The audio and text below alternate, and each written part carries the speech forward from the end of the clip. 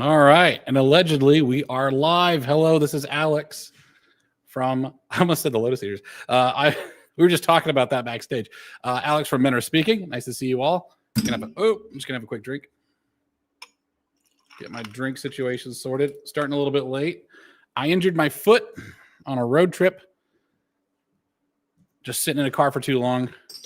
News at 11. I'm getting old. Cheers. All right, and today's going to be fun because we're going to talk a little bit about who we want to, like how the rules have changed for the right. Now, obviously, there's been a big change since Charlie Kirk's murder. More changes to come as well, like because of like the old norms have been going away since 2016. The old norms of the Republican Party have certainly changed since 2016 with Trump being in charge. They continue to change. Even Trump 2.0 is not very similar to Trump 1.0. Trump 1.0 was very cooperative. Trump 2.0 is not so much, which is to his credit because cooperating with these people is psychotic. There we go. Here's Cosma. Hey, Cosma. Hello, hello. All right. I'll just getting us keyed off, started. Yes, things have changed a lot. Our tactics have changed. The rules upon which we govern ourselves are changing. The problem is right now, the rules are created by the mob. Like this mob of people is what creates the rules. And there's a lot of witches being burned. Howdy, Benign Number Station. What's up? Howdy doodly. Good stuff. Good to see you guys again.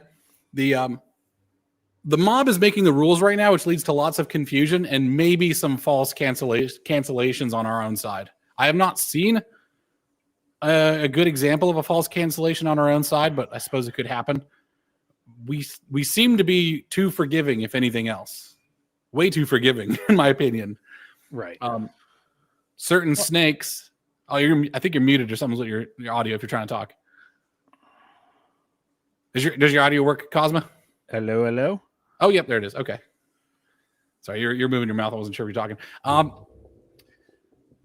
So we're going to talk a little bit about that. First off, I suppose we can get right into our first topic of the show is how cancel culture has changed. Right now, obviously, the right was very anti-cancel culture, but I think we're starting to find out like that the left had some good points. There are certain things that you should cancel people on, and it's not going to be some like satanic panic, Bible thumping, like let's ban Mortal Kombat, right? Mm-hmm. But there's got to be some line at which you cross, and it needs to be stomped out, right? That not all free speech is okay speech, or should be tolerated speech, and that's where they have multiple layers of sort of war going on. The multiple layers of this war, obviously, we know about the culture war layer, right? So Andrew Breitbart, I think it's his name, was it Breitbart, who said that politics is downstream from culture. And he correctly identified the culture war, but there's multiple wars. There's actually the consumer war as well, which people vote for their wallet. I mean, Islam has a good version of this. There's jihad of the sword, jihad of the womb, jihad of words, and jihad of the purse.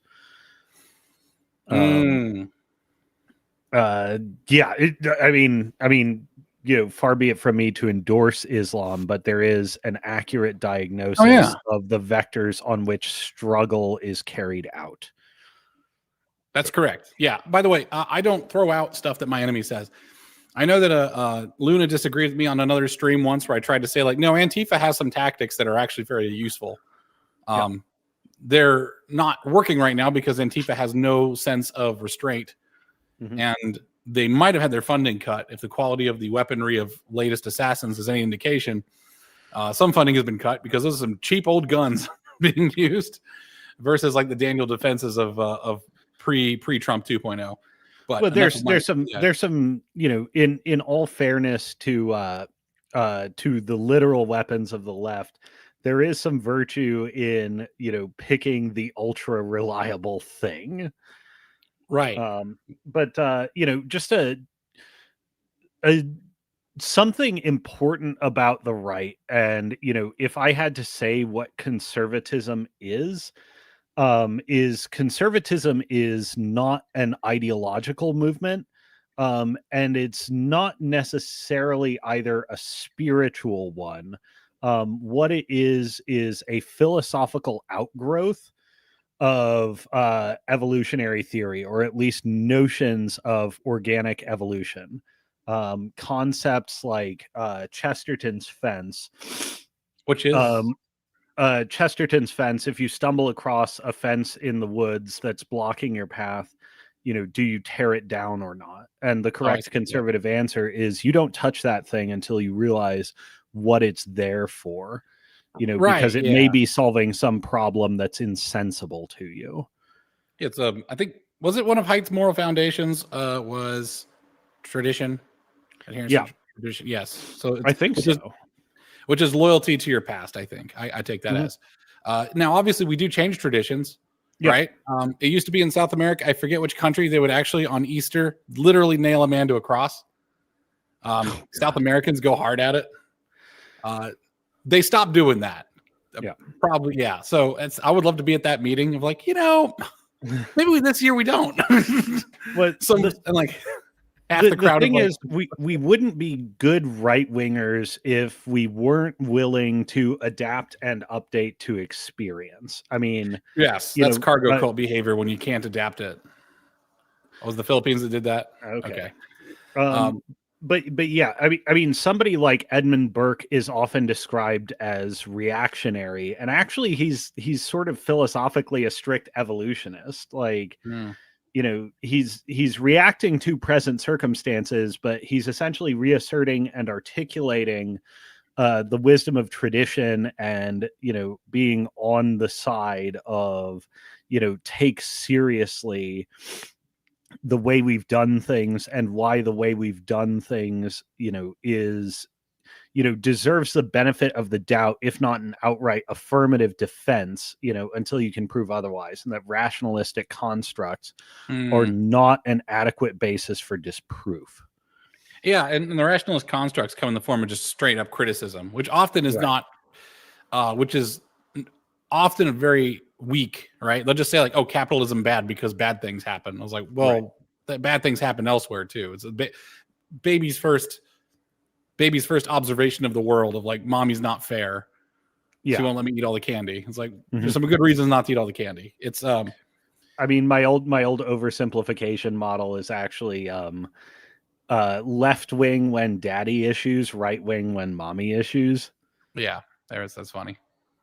Kind of, yeah. There's a lot of people with mommy issues now too, since the sexual revolution, because things. Well, it depends on which kind of overindulgence you're dealing with, whether it's too harsh and unjust, or felt to be unjust enforcement of order, or chaos. Correct. And chaos management does mean trimming the vine, so to speak, in terms of like removing things that should not be from discourse. Now, the strict libertarian or classical liberal would say we should talk about everything. The most liberal of the classical liberals would say that all things are speech, whereas you can argue that speech just applies to spoken and written word, not symbolic things. I forget. I forget whether we did this on stream, but there was, for me, a delineation either in one of our private conversations or on stream, where it occurred to me what the boundary is between this sort of rationalistic conception of all things are speech, and that ideas are challengeable and stuff like that. And there was a figuring out of which belongs to the pre-rational, the rational, and the post-rational domains. Oh, I see. Taboos are post-rational, and essentially you cannot challenge values upward.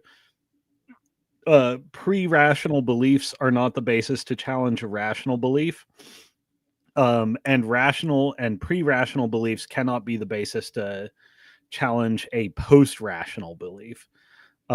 Essentially, if we have taboos on something, constructing a rational basis is actually not a significant basis to challenge it. Yeah. In that you can say these things, but in the domain of argumentation, you lose by default. Right, exactly. My joke is that a communist, a libertarian, and someone who doesn't want to discuss the age of consent walk into a bar. Right. That's like, that's just a thing we don't talk about. Let's not talk about that. There's no reason to talk about that. If it was broken, then we could talk about it. Like if it was 11, I think I'd like to discuss it because that's way too young. I'd hope that everyone would agree with that. I know there are some people that wouldn't.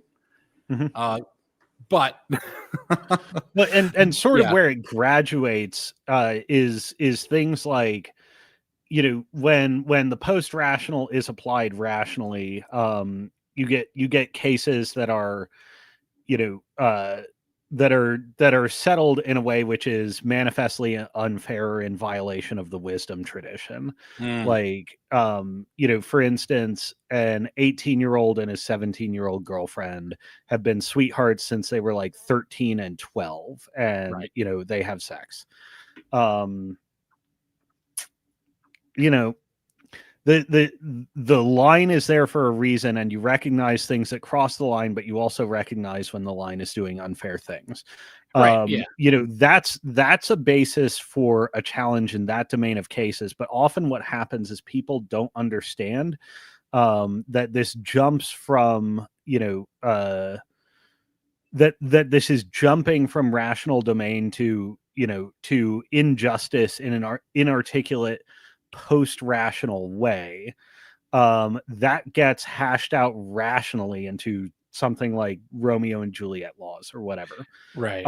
And then this gets ported backwards into the, hyper rational domain by, socialists and libertarians. And, okay, there was a post-rational basis for the initial challenge in this case, but now you're porting it backwards to blur the line of a taboo inappropriately, and your arguments still are not worth entertaining. Exactly. It's the also the case of like the atheist who rationally argues against the Christian, the belief of God. Is like this conversation is boring, it doesn't go anywhere. It's just a taste, right? But then they'll say like, well, taste is subjective and therefore irrelevant. Or individual or unique. Is like, no, there's a certain like society that people will fight for. To rationalize it, to give a rational reason, is that imagine you have an empire and the empire is governed by laws. Now, if the laws are good and true and virtuous to all those people who are in that empire, they will uphold your empire. Now, if they find those laws to be terrible, they will rebel and destroy your empire. So if you lowered, at some point, you have to have a practical reason for men to go to war and die for your nation, and having a really, really low age of consent, or even just having the discussion, is enough to make people just not want to sign up. Like there's some practical reasons, and so that's the sort of the veto of the volunteers veto. Like you do have to, if you're a politician who has no sense of moral compass whatsoever, and you're just fully rational, you should recognize that politics is the management of people's feelings, moods, predilections, predispositions. A government for Japan would not be the same as a government for Americans. America is a very weird place, the greatest place, I would say, for a lot of reasons. And none of those are actually rationally good. Like you would not, if you were to make like a utopia or like the best nation on earth, you would not make America. But then that utopia you build would not actually be able to stand up against America, strangely enough. Anyways, I prattle on, but yes, you have to make a government that's fit for the people and their beliefs, their inherent sort of like their post, and rational beliefs, right? Yeah. And I mean, I think the volunteers veto is important because it's it's a sort of implicit like, oh, great. The moral understanding of the people in charge and the wisdom tradition no longer represents, no longer represents my instincts and, the society which I believe in and participate in, because it's conducive. It's like, get out of here. Yeah, exactly. Yeah, well, you wouldn't want to have anything to do with it. Yeah. Exactly. So here's another one. Like, our Constitution was made only for moral and religious people. It is wholly inadequate to govern any others. the stuff that founding fathers say is not always ironclad. The stuff that they got onto the paper, their legal documents, had to get through every founding father, I presume, with at least a tolerable amount of whinging. So what they've codified into law, like the Constitution, fantastic stuff. Their opinions on it are very elucidating. I don't always agree with all their opinions, and I think America's tastes have also changed. Just take a look at the politics of New England to see that.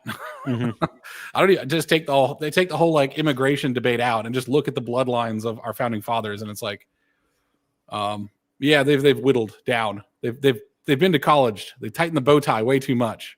You know what I mean? Right. They're on the wrong side of history now. So it's funny. We have to fight the founding fathers' descendants most of the time to save the nation. Funny, which is why we're not governed by bloodlines. Anyways, the main problem with this is that since it's not rational, like this stuff isn't the stuff that holds society together is not rational, and therefore you cannot have it live on the rational plane. You cannot defend it in a rational debate. So you have to go by feelings, and somewhere the left is kind of I feel like the leftists are disjointed from their moral feeling, right? I don't know if it's just their lack of disgust reflex or what, but there's something in their irrational mind, and I don't say that as a derogatory. Like somewhere there's a phobia or a philia or something of that nature that makes them not able to see where the line is to be crossed, which is useful when they want to rationalize why they should cross that line. But it's not very useful to them when the American people are watching them and seeing how disgusting they are. Like you show like a polycule relationship where everyone's gender queer, non-binary, put that on primetime television and just have people watch it. And the average person's going to be like, ew, what the hell is this? What a bunch of freaks. It'll become unintentionally hilarious. The people who praise Charlie Kirk's assassination murder, really, they crossed a line I don't think they realized, because they crossed it very freely and very happily.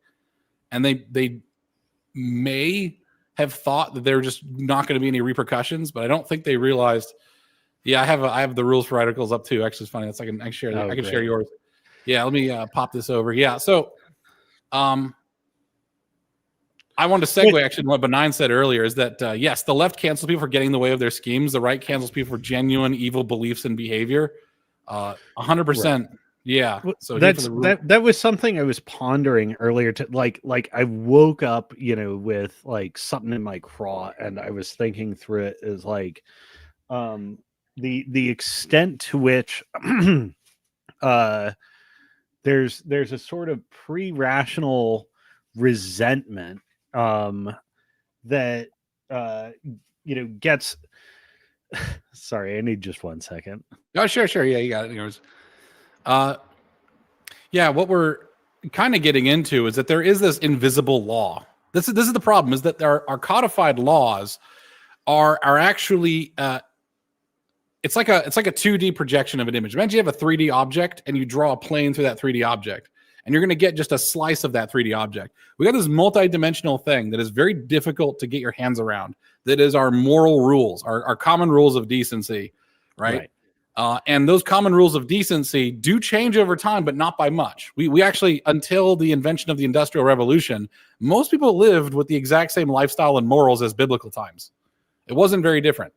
Have people changed because of the environmental change? I would argue yes in some ways, but there's a shred of the old self in there at all times. Or either that or evolutionary biology just doesn't exist at all for human minds, which I obviously we do have evolutionary minds. The common rules of decency is this big nebulous thing that changes, and unless you are a commonly decent person, it kind of doesn't make sense to you that all of a sudden you cross this one line and now you're being canceled, because they were celebrating deaths of other people. They were celebrating deaths of like cops. They're celebrating deaths of whoever. There's no actual rational principle why Charlie Kirk created the backlash, like his assassination, his murder. There's no rational reason why it created such a huge backlash. Now you can post-rationalize it, but I think everyone, including the people on the right, all agree that we had no idea he meant that much to us. Why? I observed on X that the fact is that Charlie Kirk was just a decent Christian man who was relatable. Like we felt empathy with him.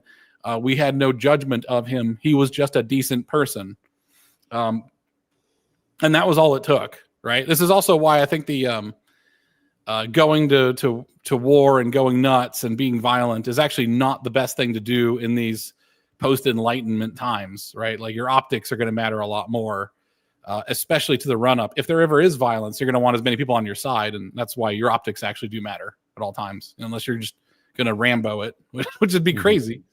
Anyways, the common rule, the actual line to cross is pretty opaque to most leftists. I think we agree with that. Like that one girl who was saying that Charlie Kirk is not a martyr. He's not martyr material. I was like, yeah, kind of. Actually, there's nothing about him that makes him that much of a martyr. He's just a dude that argued people on campus. There's nothing special about him, strangely enough. But that's kind of what made him so special. Like he was. Well, let's go into, because there's something important here, which is, cancel culture was a phenomenon for a really long time, and it usually moved in one direction, which was from left to right.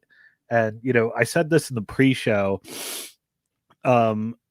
What we're dealing with actually is, in previous eras of cancel culture, it was, showing employers or, other people like evidence of some kind of misconduct. Yeah, you made a joke about AIDS. What we were dealing with was actually disagreement on what I call common or pedestrian controversies of the day. Which is to say, a hotly debated topic that is a matter of public discussion.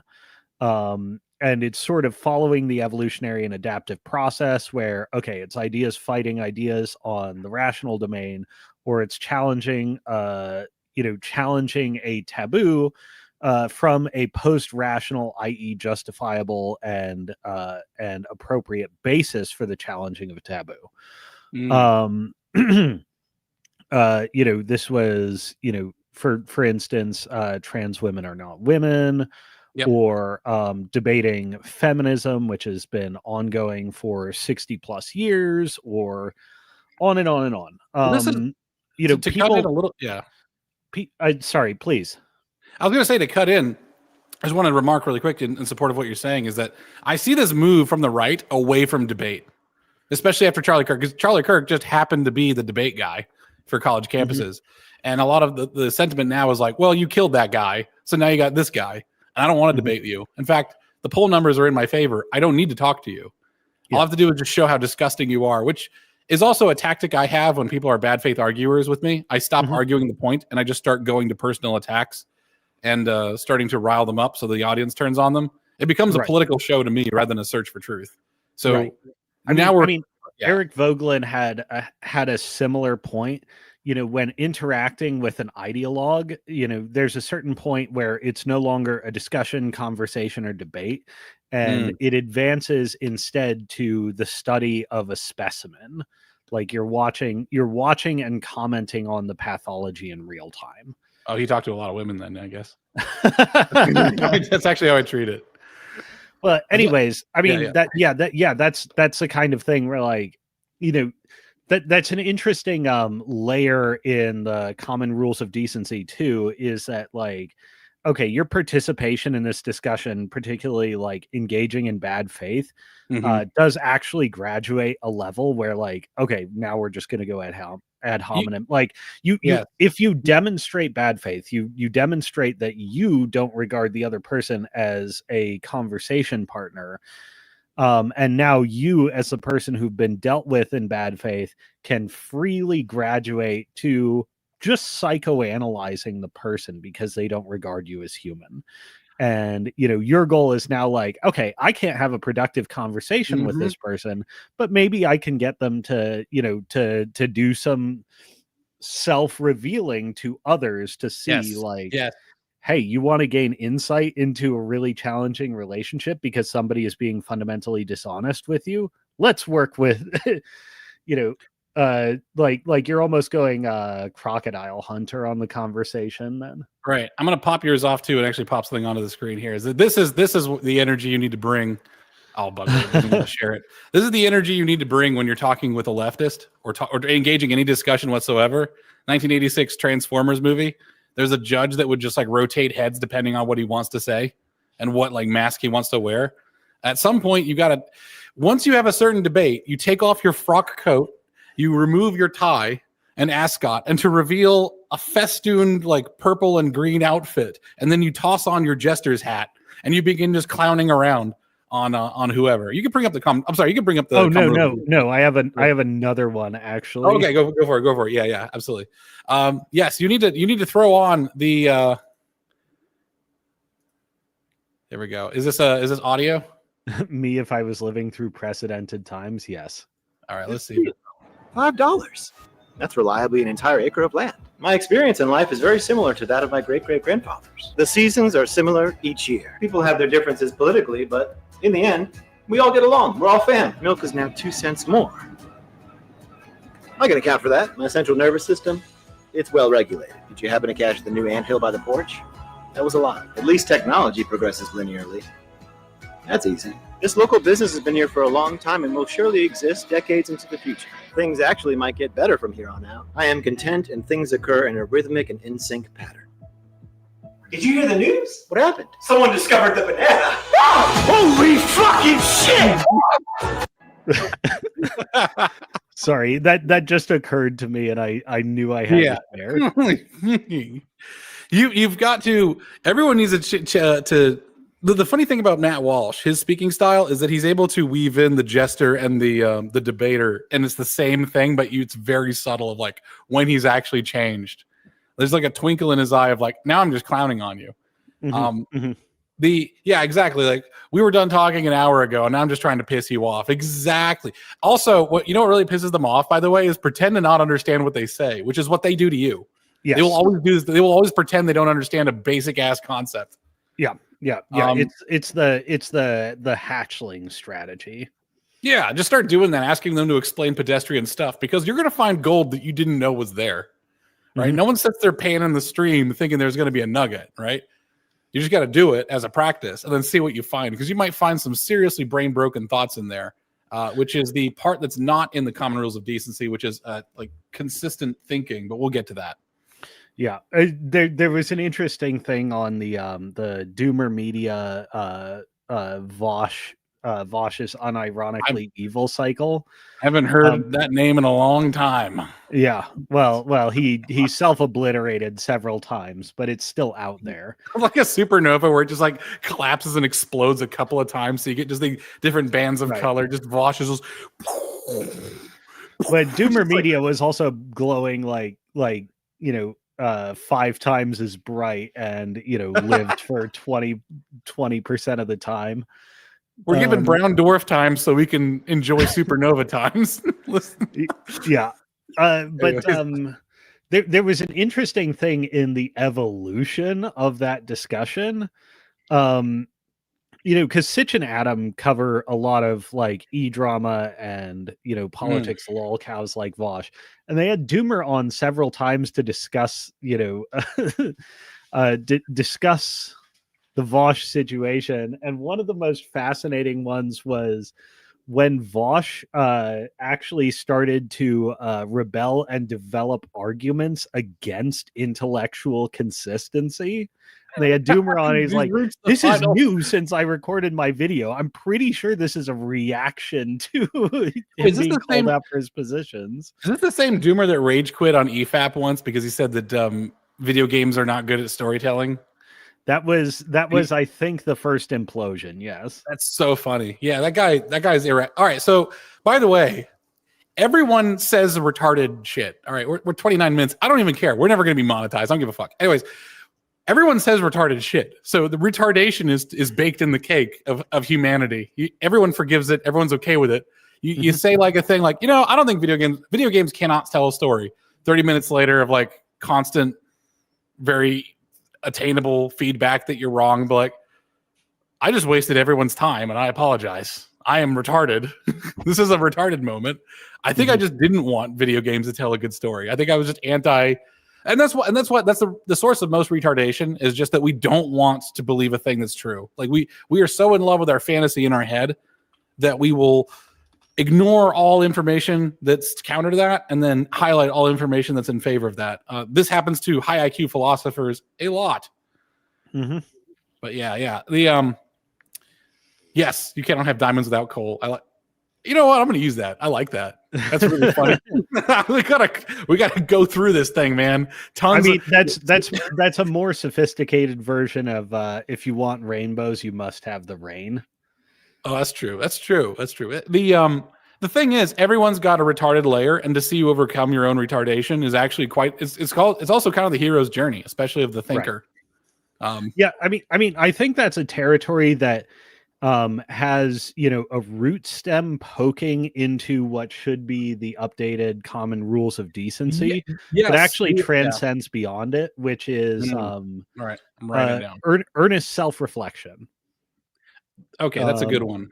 We should let's see, rules of who. Okay, there's willingness to admit a mistake when a mistake has been demonstrated. I'm doing administrative bullshit over here and like consternating. We're doing a new system where I have this banner at the bottom so that it's easy to know what we're talking about, especially for us who are or otherwise engaged in other activities, extracurricular activities, and those of you at home who are following along. This championing of debauchery. I still love that one Catholic guy that said that this was debauchery, and I was like, you're not wrong, but will you forgive me? Anyways, yes, moral, like self-reflection and some intellectual continuity, right? Those are two things that are missing from the rules of decency. Like, so the big example right now is Nick Fuentes, is his complete 180 on Charlie Kirk. Now that Charlie Kirk is not with us anymore on this mortal plane, this is not an unprecedented fault. His complete 180 on Trump, Your body, my choice. We did it, lads. On election night, after he's been actively petitioning his base for Harris. I'm going to call out Harry Robinson from the Lotus Eaters. You were the biggest fucking sucker I've ever met. It was, Nick Fuentes has some good points. I was like, yeah, because this is the equivalent of the stripper likes me. Okay, this is there's nothing here. He is just trying to placate you because you're a big slop eating out the trough. Good, right-wing points. I like it. I like him because he says the things I like. It's like, you need to have some more evaluation of who you're listening to. Because it's like, this Grim of Wormtongue makes a lot of good points. Like, what the fuck are you doing? Right. You choose it. Yeah. I'm extremely tight-fisted when it comes to giving James Lindsay praise these days. Yeah, you should be. But one of the things he points out about leftist tactics is it's truth married to a lie. When a leftist says something that's true, like I try, I've read a lot of Karl Marx, excepting his early poetry. I think at this point I've read all his major works a couple of times. And, when there are things to praise about Marx, it's usually something banal or trivial, that's made it as a gateway to get you to accept smuggled premises. Yes. Inside of I used to be, when I was working in sales and doing a lot of persuading, I always said that inside of every great lie is one kernel of truth. Right. Because that's what you need for the lie to stick. Yes. And especially if that kernel of truth is a taboo. Here's another thing, by the way, is that through mass, I'm gonna get a little bit Alex Jones on here. Through mass communication, all right. Through mass media communication, certain taboos were imposed on people that nobody really agreed to. During the '60s and stuff, like, people were generally racist, okay, and then mass communication, the Sesame Streets of this world, every public school attempted to program out fairly normal behavior of human beings. People will say oh, well, white people are the only ones who are this nice. I was like, white people are the only ones who have been programmed this much, right, to do all this weird, crazy shit.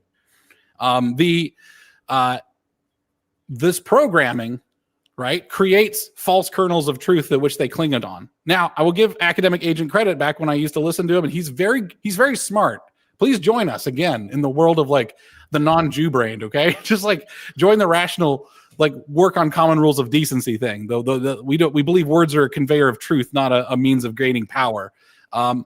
He said the boomer truth, and the boomer truth is really real. The boomer truth is a rationalized moral system that is actually counter to what is natural to us.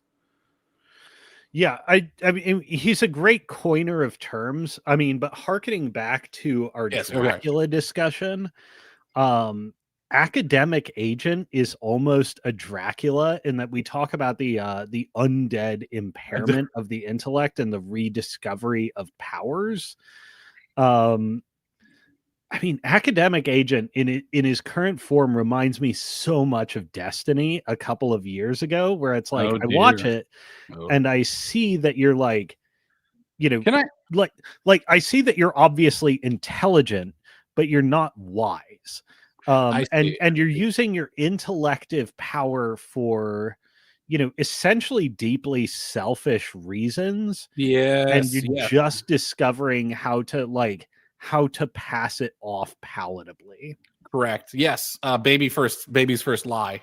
He realizes Yeah. he can cry and summon the adults and Mhm. not cry because anything's wrong. No, yeah. So he's got which- the vampire's child brain. Yeah. And the thing the parent has to learn, which I believe the right, the conservatives, whoever you want to call them, they're kind of the dad of the situation. They have to learn that sometimes babies cry is a lie. You just go over, do your diagnostic checks, then let baby cry in his crib. Right. Yeah. Or you exactly. sit baby down on the couch next to you while you watch something. I don't know. Mhm. Battlestar Galactica. Be pretty cool. Cool baby then. But yes, you have to just not fuss over bitching and moaning, because the left is going to bitch and moan over stuff that's not true. They're going to bitch and moan over diversity that is not necessary, has never been necessary. They're going to bitch and moan over equity, which is which is a perversion of the American ideal of people should all have a shot to make their dreams come true. Like, people should have a shot at what they want to do. Which they then argued that, well, because of all these systemic barriers, which are invisible, like is the systemic barrier in the room with us now, because of systemic barriers, that American dream can't be realized. So they were able to hijack one of the American dreams is that merit. They're actually able to hijack merit, which is why you can't throw merit out with it, or else you've destroyed America. Right. Yeah. And this is, why I say the marrying truth with a lie thing, is because these are adults with, sort of counter signaling my Dracula child brain, but I think it signifies the same thing, is they are adults with adult, brains and levels of consciousness. The problem is there's no emotional maturity there or regulation of the impulses.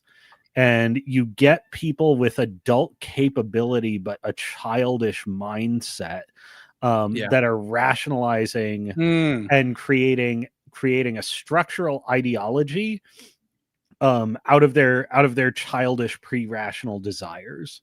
Yes, the value, honesty, and truth of the common rules of decency on the screen right now is supposed to speak to that.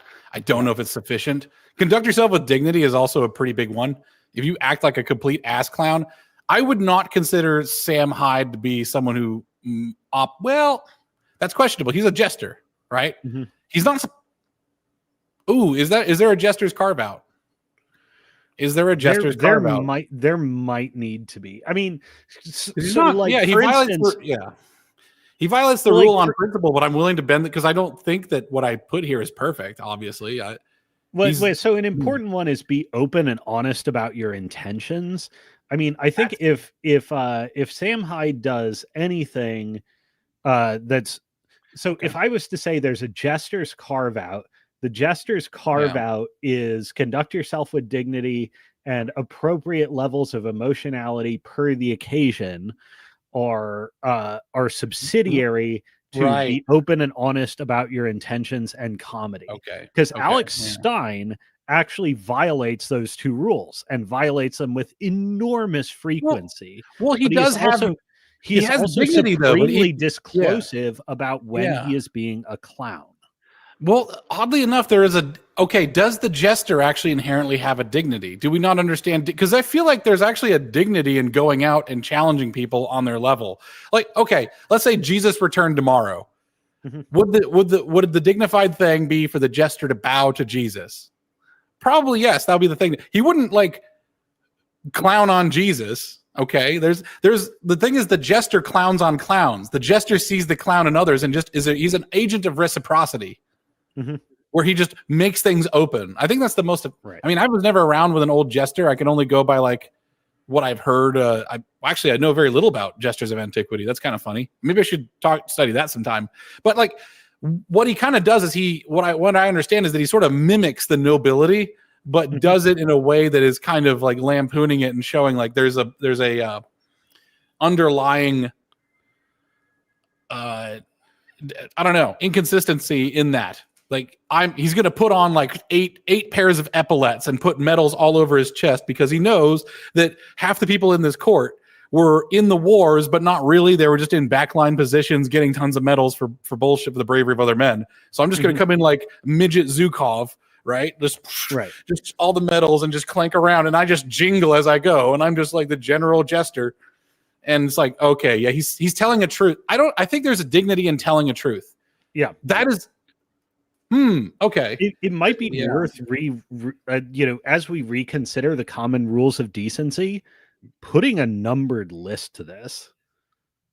Oh, you want to prioritize? I specifically attaching numbers and say, okay, they follow this hierarchy.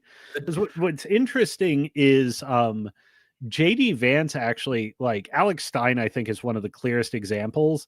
And like Sam Hyde, if we're looking at be open and honest about intentions, is actually, I think, conduct yourself with dignity and appropriate levels of emotionality per the occasion are subsidiary to that.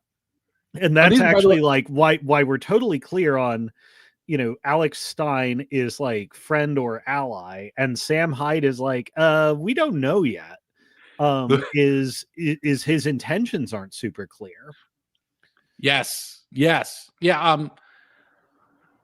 The thing is, if you ask Sam Hyde what he means, he will just tell you. I'm gonna pull from the Jester from the Northman, because it's the Jester that I know the best. He was pretty straightforward when the young man actually talked to him. Mm-hmm. Very straightforward, actually. He's the only one who was tell the truth. Mm-hmm. And also the right wing is made up of retards. We actually have a retard army that we are absolute clowns. I would say that might be the biggest asset in terms of the rhetoric, is that we are very good at being hilariously retarded and just pretending to be leftists, putting on all the medals and everything. Like someone makes the omni diverse, which is like a gay, Jewish, black, trans, all this other stuff, Gazan, all this shit. Like, we're just gonna stack all of this. This is the ultimate. This is the greatest president. This is the president of the leftists. It's just all of the check boxes, and you just see this twisted, like, weird mutant looking thing. So if one of the things that made me laugh harder than I have in months was the IRA drinking songs. Oh yeah, I love those. I saw somebody come out with a version, a new version of a famous one called "Come Out Ye Black and Trans," and then the next line, like the IRA one, is "Fight me like a man." Fight me, come on, you black and trans, come on and fight me like a man. By the way, if you put into any music playlist of like, hey, make me a playlist, make me a radio station, and you put in any Irish music, you eventually get. And this is by intention, I believe. I believe there are IRA members inside of Google, and I believe Google has extensive operations in Ireland. Ireland is their European headquarters. Once you get about 5 drinks into their playlist, it starts playing anti-English propaganda, and I think that's awesome. It's like, have you ever heard the? Oh my gosh, I'm gonna find it. There's this parody artist who is fantastic. I really love what he does. He does like a new metal song. He does a. I'm going to find it here. By the way, one of the ways you can tell that the Union was going to win the Civil War is Battle Hymn of the Republic slaps way harder than anything in the Confederate song repertoire. Yeah, pretty much. It's just straight up better. That is. The Irish are really good at fighting songs. Regulate that speech, a fighting song. Like, how are you going to regulate that? So we got some stuff in here. I gotta get to the bathroom. I think we're a bit off of the crud and cancellation. But why don't you take us into that, and I'll be right back. Yeah, sure. No, I'll weave us back. What we're talking about here is decency, right? So how cancel culture has changed. What we're saying here is that on the basis of this common rules of decency, this is how the right does cancel culture. Okay. This is how the right does cancel culture. If you, and that mutant called himself a Chilean. I don't even know what this is in reference to, but I like that sentence. if the right cancels you, it's because of this: valuing human life, valuing honesty and truth. If we catch you in a lie, we're going to go after you. Cancel culture comes in many levels and flavors, right? So obviously, we're not going to go after your employer unless it's relevant to the lies you're telling. The appropriate levels of emotionality per the occasion, yeah, that's more of an internal regulation thing. If you see something being too jubilant or too adjulant or something like that, it's openness, honest about intentions. I think Cosmo is right. We need to order this list a little bit. Act your role is probably actually one of the lower ones, but it's like first on this page because it was the first thing that came to my mind. Yes, when you don't value human life, like think in your heart of hearts, if there was a right winger that decided that it's okay that leftists are dying, right? We don't think that's okay. Now, obviously, some leftist who would be in the chat, I'm just going to make up a leftist, would say like, well, you celebrate it when the shooters get killed. It's like, yeah, because they're shooters. Like, we think killers should get killed. Pretty easy concept, okay? We think killers should get killed. It's not because they're leftists. If they're leftists and they abide by all these common rules of decency, then we just consider them opposition, right? No, I can't advance the slides or anything on that, but that's okay. Cosmo's got to go do something. But yes, the only difference between an enemy and opposition is do they follow these common rules of decency? Now, I'll give you a good example that Cosmo gave me before we went live, is that a good person who is an example of opposition is Brett Weinstein. He argued that the president of the Oxford Student Union should not be removed from his position. That's retarded, I think, but he is still abiding by all these common rules of decency. He doesn't think we should be killed because of our opinion. He's not trying to manipulate us with some dishonesty. Okay. He is trying to appeal to the best interests of those involved. He is conducting himself with dignity, right? He's not like making his point by, I don't know, throwing dirty baby vipers at a wall and like shooting brown stains, which then like reveal the nonstick surface. Oh, Peter Boghossian, not Weinstein. Why do I get those two people? Peter Boghossian, not Brett Weinstein. I'm sorry. Yeah, Peter Boghossian. Peter Boghossian is the stutterer. He tends to get like really. Brett Weinstein, I feel like, keeps his cool under pressure a little bit better. Peter Boghossian like kind of freaks out a little bit when under pressure. I'm judging by the him going on a Lotus Eaters. Peter Boghossian was like, oh, he said the phrase. By the way, there's a phrase that is a tell for leftists. They will say the right side of history. It shows a certain narcissism and certainty, whereas if you actually are a right winger that believes in the higher power, you're not going to have the arrogance to say that you're on the right side of history. You always have some doubt, right? Which, by the way, the left exploits, but our doubt is actually one of the biggest tools that helps our side. It helps us become right. So it keeps the right, right? And if that makes any sense. Yes. So Peter Boghossian, good opposition, provides arguments, engages with us on the rational plane, which is where arguments happen most of the time. He's great. And the reason why he's great, and I'm going to change my banner here, is the roles of opposition. Now that I'm on this, and I'm going to unshare this, the roles of opposition. Okay. So we have enemies. Enemies are to be destroyed. Like, I'm not going to even like sugarcoat it. If you are an enemy or a liability, you are to be thrown into the fire. Well, you've shown that you do not value human life. You don't value truth. You don't value moral consistency. You don't value intellectual consistency. You don't value anything except the words that come out of your mouth are there to feed you power. That is what an enemy or a liability does. If anybody on your side starts doing that, it's just a traitor in waiting. Okay.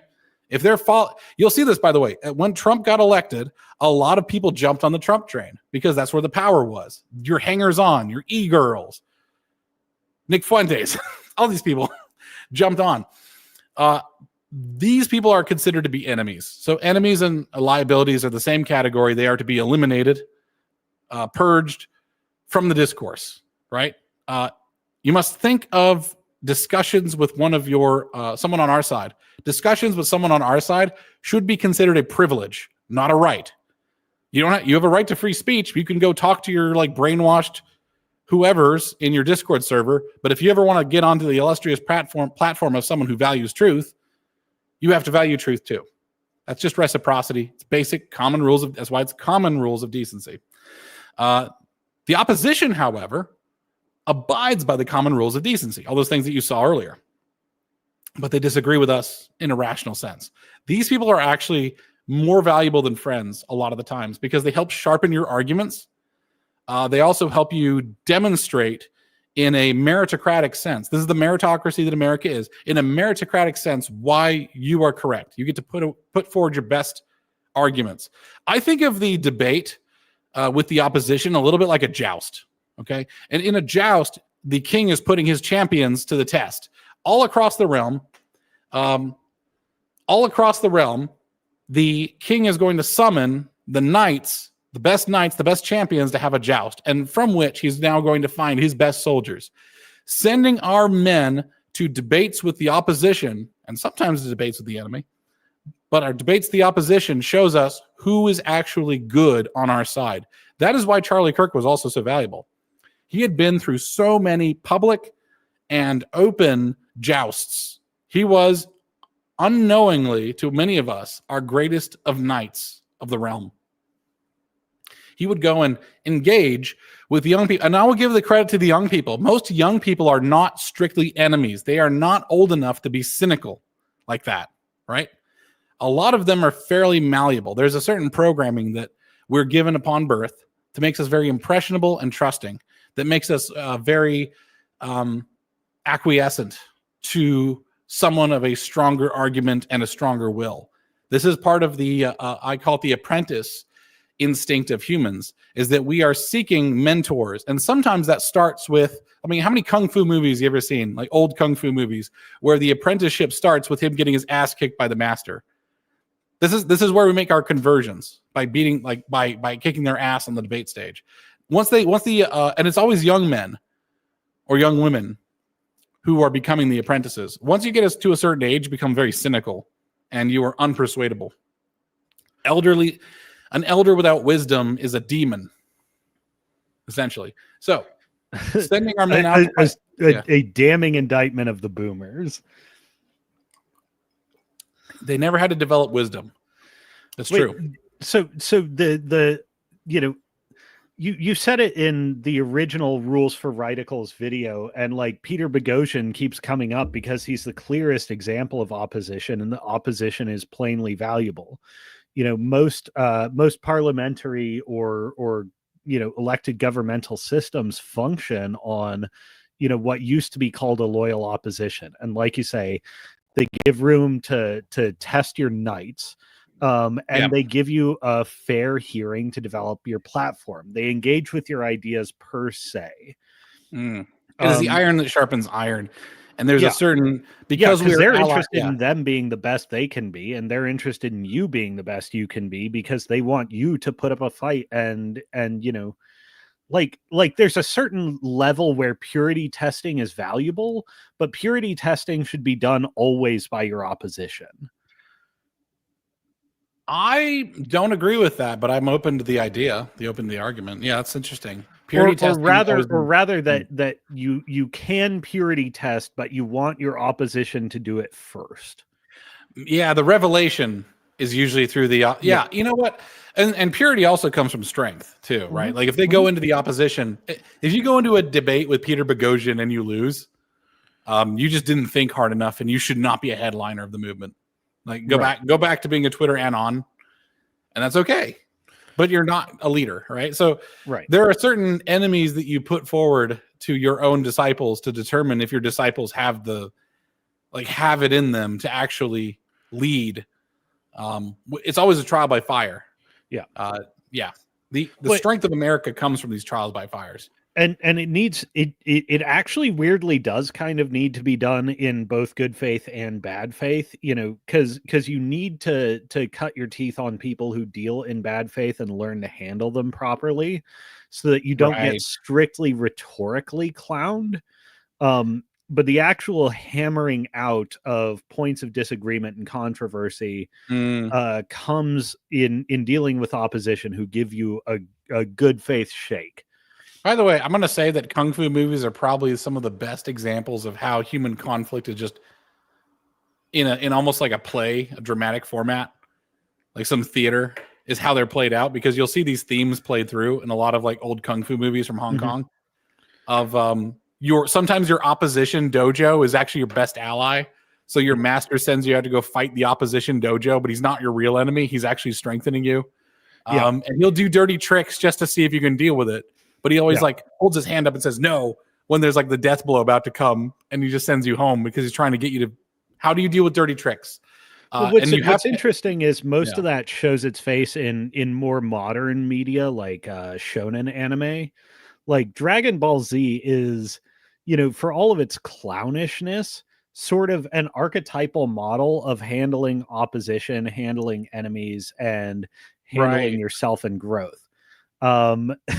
Sorry, I used to work in and adjacent to the film industry. I have a weird amount of experience with Hong Kong chop sake films, and interesting historical detail to most of them is most of them are set in the during the time of the Qing dynasty, which is Manchus, essentially Koreans, that as a foreign hostile elite come in and conquer China. And there's so many movies where the heroes are like martial arts dojos, which have been outlawed, as rebels fighting an unjust magistrate or enforcer or something like that. Yes, yeah. In a lot of chop sake films, there's actually an understanding that the villain really is evil, at least from a Han Chinese perspective. And that it's these rebelling martial arts schools which are dealing with unjust oppression, but they deal with it differently between like different Chinese martial arts schools, because there are cases where they have fair contests against one another, but while they oppose, they recognize one another as legitimate, as opposed to the Qing overlords. Absolutely phenomenal movie that I recommend to everyone is a Hong Kong film called Master of the Flying Guillotine. That movie is a winner. The star of the film, he's also the director, whose name I can't remember, can never be proven to have studied any martial art in his entire life. But he had an eye for this kind of film. And it's like sort of low fantasy, the fight against the Qing administrators. It's revealing of the entire subculture that animates these kung fu films. Interestingly, it's also the one that inspired the character Dalsim from Street Fighter. Oh, really? Oh, okay. Because this film is the Master of the Flying Guillotine is this local administrator who's super unjust and is a Qing puppet. And per Aristotle, the tyrant surrounds himself with foreign allies. So he brings in all these foreign fighter mercenaries to act on his behalf. And there's like an Indian guy and a Thai guy and a Japanese guy. It's this interesting thing, but the Indian guy has like the stretchy arms and everything. And they really? Oh my gosh. Okay. It looks so corny because it's like 70s, 80s, and like, kind of obvious effects, but like it's boss for the time period. That's super cool. The as I guess what I'm saying though is that the roles of opposition there is to help strengthen you and to test yourself, and because they're strengthening themselves too. And they're not a bad people, right? Like, no. Okay, so is there a line for opposition? Like, let's say the opposition is just a genuine communist. I mean, common rules of decency says that they should value human life. So if they're saying like billions must die, I was like, if they're doing a Hassan Piker and like let the street run red with their capitalist bloods, dude.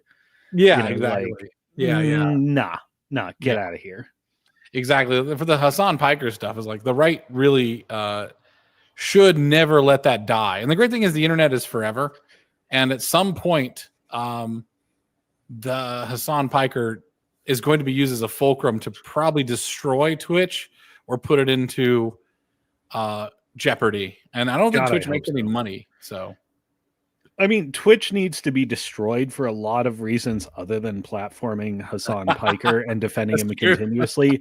One of which is they violate one of, or rather they are an exemplar of my personal adaptation of one of Robert Conquest's Iron Laws of Politics, which is any media enterprise which is not explicitly anti-pornography will eventually become pornography. Oh, this is very similar to the explicitly right wing becomes left wing. Yes, yeah. Look at OnlyFans, which started out as a Patreon model for art house photographers. That was the original intention.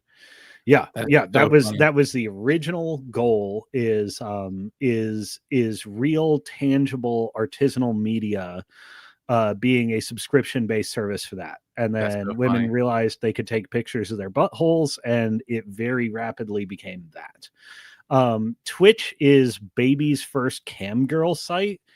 And if you look at the viewership and activity on Twitch, I mean, I think It's a Gundam does a great breakdown of this. I love him. I love it. Like of the users on Twitch at any given time, 60% are streaming and 40% are viewing, which is like a wild breakdown to begin with. Oh my God. Of that 40%, more than 9 in 10 is under the age of 18. Oh my God. Yeah. Yeah. Oh my God. Yeah, that gives you a great view of the dynamics, and you look at Twitch's lineup and you're like, oh no, yeah, Carthago delenda est. Like, this whole fucker needs to be burned to the ground. Oh yeah. Because it is essentially a gateway to porn addiction, and they're actively facilitating it. We should do a stream. I'm going to put a note on here. We should do a stream on OnlyFans. The unmonetizability of this channel continues to deepen. I will never stop being unmonetizable. All right, so we're gonna. Oh shit! Sorry. I'm just gonna sort myself out. I've got so many OneNote. I thought I had one on. Oh, I do have one on Mentor Speaking. Okay, good. Okay, so history of OnlyFans. Maybe not history, but like just the story of OnlyFans. There we go. I mean, maybe we should tap It's a Gundam for a guest invite. Fuck it. We're already unmonetizable. We can tell him to bring Billy. I'd pay him too. I'd pay him. I'd be like, yeah, hey, okay, you want to make some? I was like, I'd pay him. I'd pitch some cash. Like, I'd be like, it's a Gundam. Let's talk with It's a Gundam. I'm also could be instrumental if you want to get the hell out of New York. Yeah, no kidding. Yeah, why are you still there? Why are you still there? I will help you. I will help you. We're gonna get you to Nashville. Get some nice country girl. He's in Yonkers too. I visited Yonkers. So I stayed in Yonkers for a friend's funeral, and I went out of my way to because I do a lot of vetting before I travel. Like, okay, how am I getting there from the airport? What's the neighborhood like? Is the hotel actually going to be decent? Stuff like that. And I found a place in Yonkers that was pretty good. Sleepy because it's in an industrial park.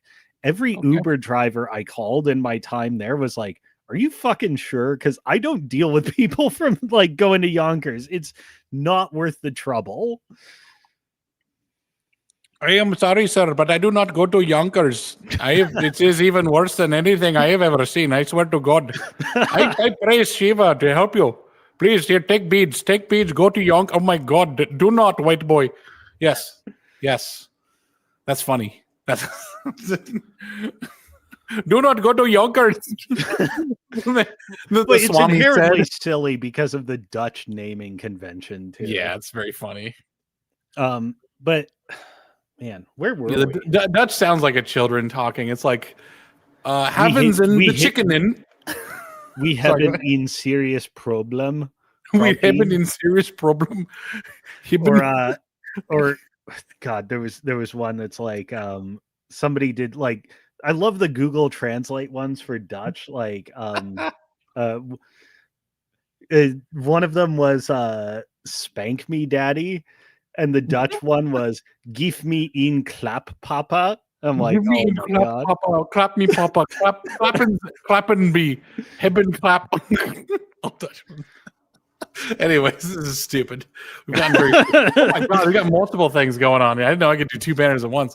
Yes, how to treat enemies. All Dutch must go. Sorry, I feel like I'm Is there just a Dutchman must derailing go us in? every second I speak. I'm just derailing us. I don't. Just to return to All right, yeah, Target yeah. real quick. Yeah, sure. How to treat Something that differentiates cancel culture, quote unquote, between Right. left and right now, and why one is legitimate and one is not, and we're not counteracting the new standards of moral or intellectual consistency, is value human life, value truth and honesty. Audience, civilians, and bystanders should stay out of the crossfire.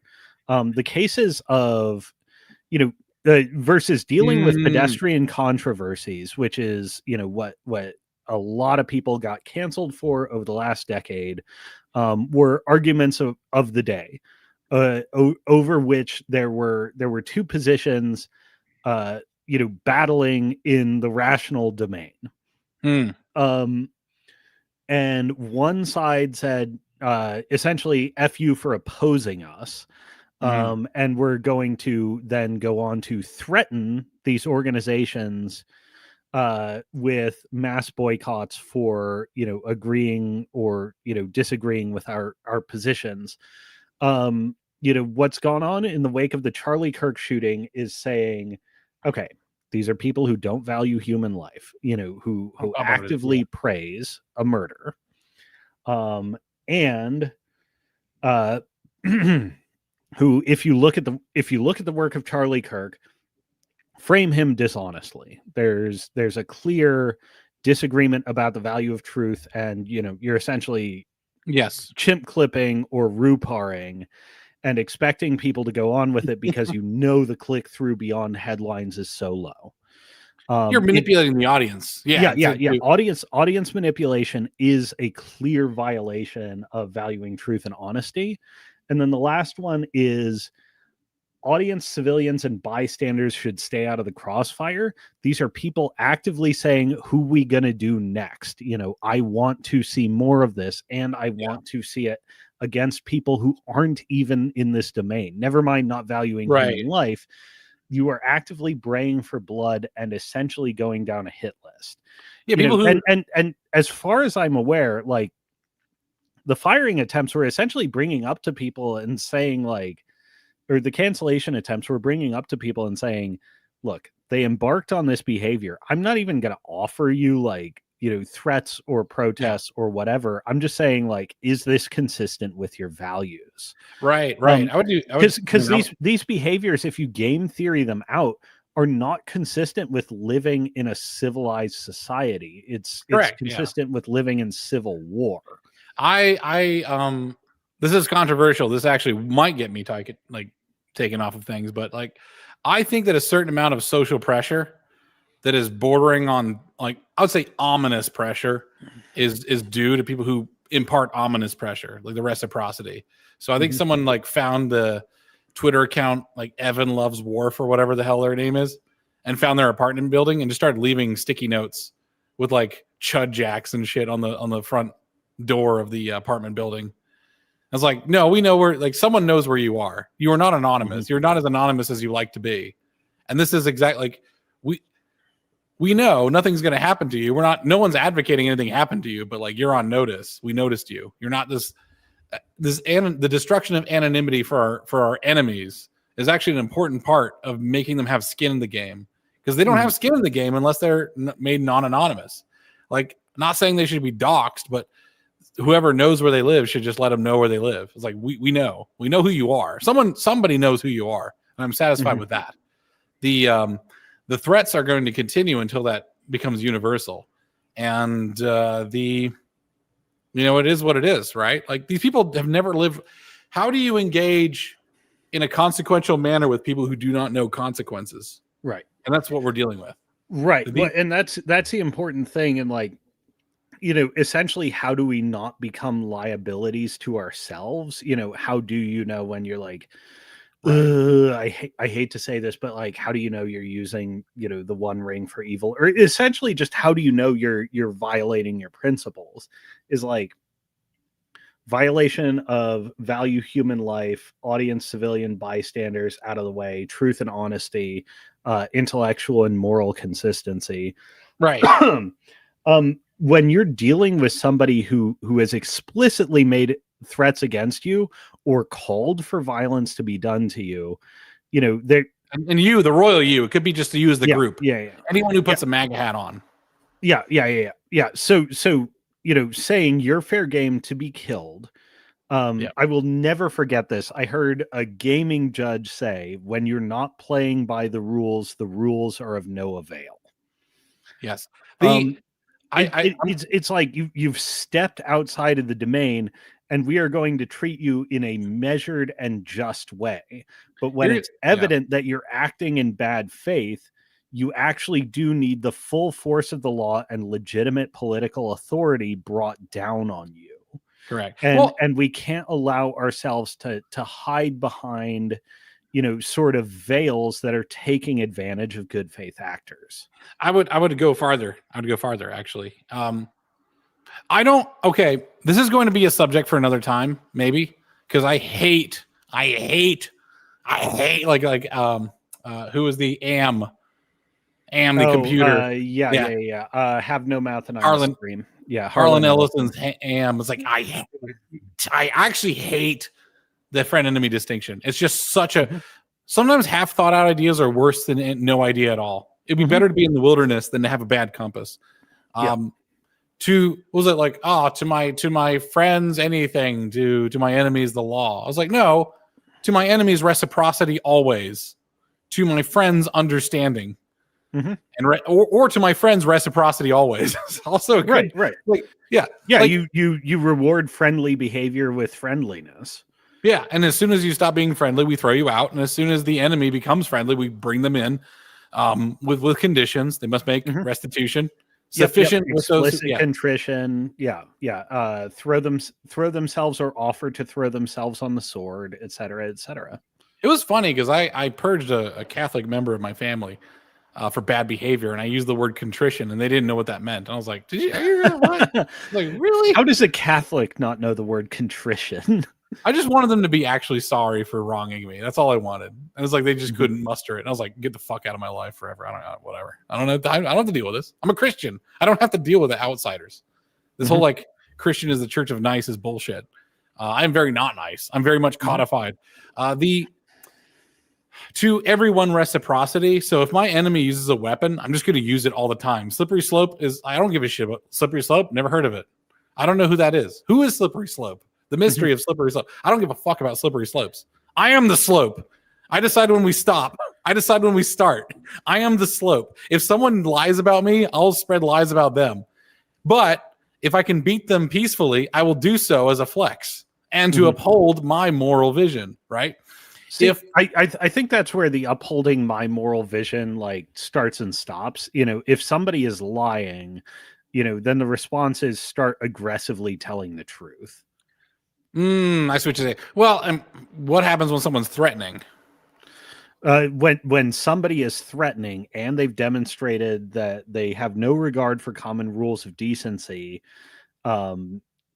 and that given that they're violating common rules of decency, you have to suppose that they mean it. Yes, you respond appropriately. Well, define appropriately. I know you're going to do it, but take some time. Yeah, absolutely. There is no shared standard to which you have recourse for this person. They have deliberately removed themselves from the rules. And so you will acknowledge, your same moral standards. It's the Aristotelian, equality to equals, inequality to unequals. Well, if somebody demonstrates that they have no regards for the rules whatsoever, and they move to deliberate escalation or to the threat of escalation against innocent bystanders, against you, etc., you crack down on them with all lawful force, and all lawful force may include violent, lethal self-defense, or it may include the invocation of the law, which, if you are living in a civilized place, has laws against this kind of behavior. I'm going to bring this back up, and maybe the common rules of decency actually has some hidden answers that we can go by, right? Because you say if they give you lies, respond, double down on the truth. I like that. I want to add to it. A little bit because you should value honesty and truth. The third point on here. You should also conduct yourself with dignity. But as we said, though, there's a jester's carve out. Is that sometimes when someone's not telling the truth, you don't lie, but you start making lampoons and you start saying that you start reciprocity might be through imitation, a malicious imitation. That actually is probably the best way to deal with someone who's lying. Yeah. You make a clown out of them. For example, I mean, I think if we're talking about liabilities and enemies, Candace Owens is both. And a lot of people, like, again, sort of James Lindsay, he treats philosophical like dumbasses, I think, with too much gravity. I mean, he almost shares this in common with Academic Agent, where he's like self-serious to an extent where it's damaging. Like, he's so serious all the time, and it's like, this person's just being a blatant, disgusting faggot. You're arguing against a jester. So yes, you were playing the straight man to the jester. Yeah. Just call them a fucking dumb faggot. Like, yeah, exactly. Just go for it. I know I'm using it. Whatever. I don't have to justify it in this space. Slurs have a reason, by the way. I'm not all gays are faggots, and not all faggots are gay. And sometimes straight people are faggots. Actually, quite a bit. Sometimes more. It depends. Candace Owens is just a massive fucking clown. Don't treat what she has to say seriously, because it's facially not respectable. I would make a stupid goon. I would make a lampoon show. By the way, I want to use AI someday to do like a blackface show that just makes fun of it just makes fun of everybody who I don't like. I would have like security footage of like Jews doing a heist or something like that. Would do the funniest shit. It was like the Jews doing a heist at like the presidential elections. Did you ever watch Guy Ritchie's Snatch? I should watch that. I've not watched that. It's a great film. Exactly what you're describing. You could get endless mileage out of the first 3 minutes of that movie, because it's a bunch of thieves pretending to be Hasidic Orthodox Jews in order to rob a Jewish London diamond establishment, and they're selling it the whole way and hiding like pistols under their like big fat shawls and stuff. That's really funny. I've made an observation: the English appear to be Jew-brained. I consider the Jews just to be another ethnic group that is playing the game. Everyone's playing the game. It's fun. It's actually kind of awesome when you look at America. Everyone's playing. It's the same board game, but everyone's playing for different win conditions. It's actually quite brilliant. Anyways, the second to last entry on this list here is that be open and honest about your intentions. You can be a liar and a jester and a deceiver and be open and honest about your intentions, actually, and then do a lot of damage to the other side. Because you could just be a leftist. You could just pretend to be a leftist who's just openly the leftist. Like, if you could make a parody of Hassan, that would be really funny. Like, Hassan is begging for Turk face. So, I mean, I think I get what you're describing, and I almost see present day Milo Yiannopoulos as more valuable than past Milo Yiannopoulos, because Milo was never open or honest about his intentions. And now he almost seems to be trading on his reputation as a liar and a snake to, he's our liar. He's our liar. To have things heard seriously that he couldn't before. The problem with Milo, and like why I think he's not back from liability territory, is he became a liability and never severely expressed contrition. He espoused a sort of fake religiosity around his sexuality. By the way, it's always Catholic. It's always fucking Catholic. I don't know. Well, I do know why, because Catholics have the most like pomp and circumstance to legitimize themselves. Oddly enough, by legitimizing Christianity the most, they become the most prone to having delegitimate Christians. Sorry. You guys have fucked yourselves Absolutely over. agreed. But Yeah. it's a woke pattern, and it's a pattern for bad faith actors. Is, for when you have that genuine like bio-Leninist self-contempt, and when you hate yourself, so you're attempting to destroy the world. Psychically, you have no self-value to yourself.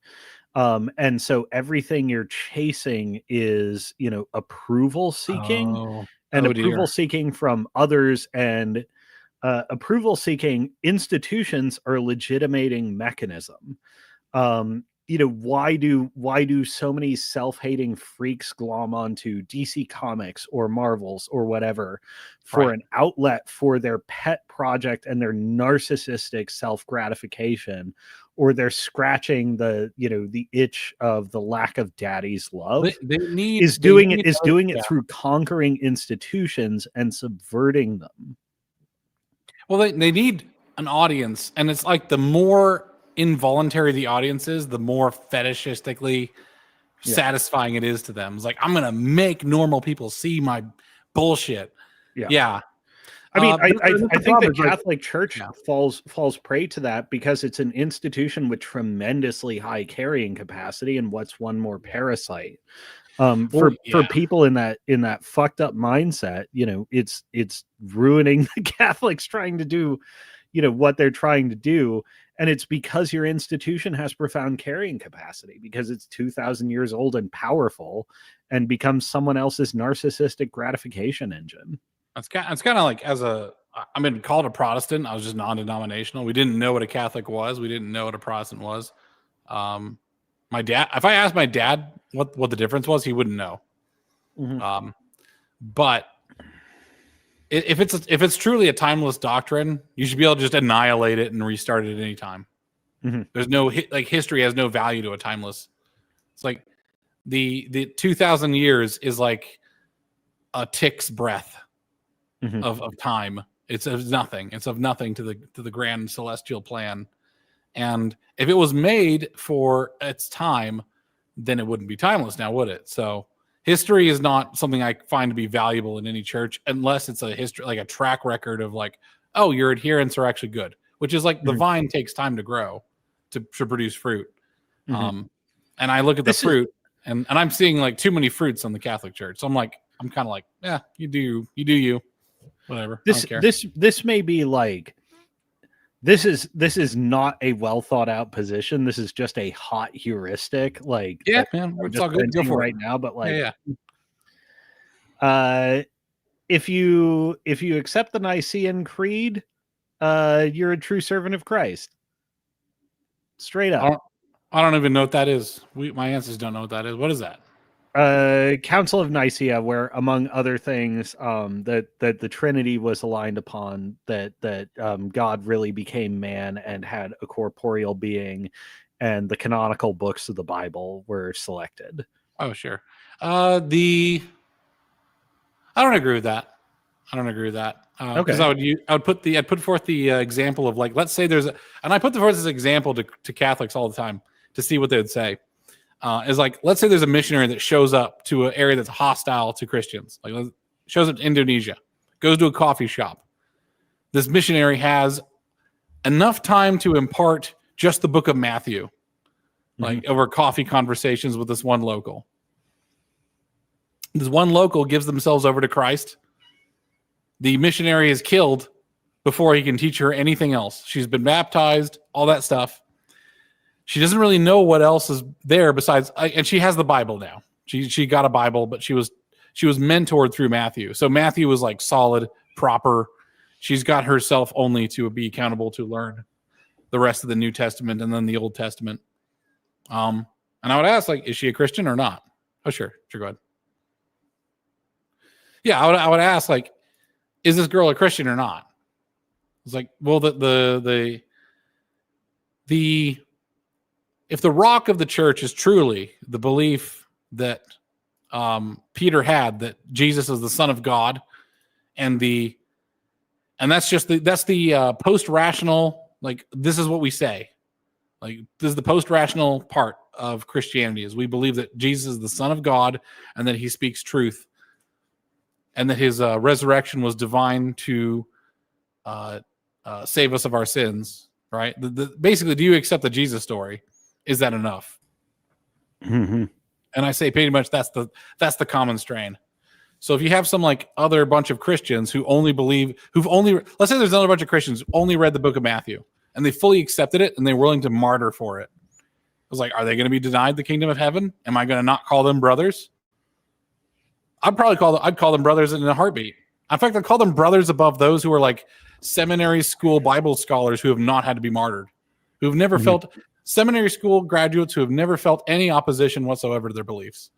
Like these people who are fairly ignorant of Christianity as a doctrine, but understand the basics of Jesus Christ, our Lord and Savior. And the book of Matthew, I choose that one because it's a fairly good overview of Christ's teaching. There's not a lot that's left out in terms of what it has to do with you.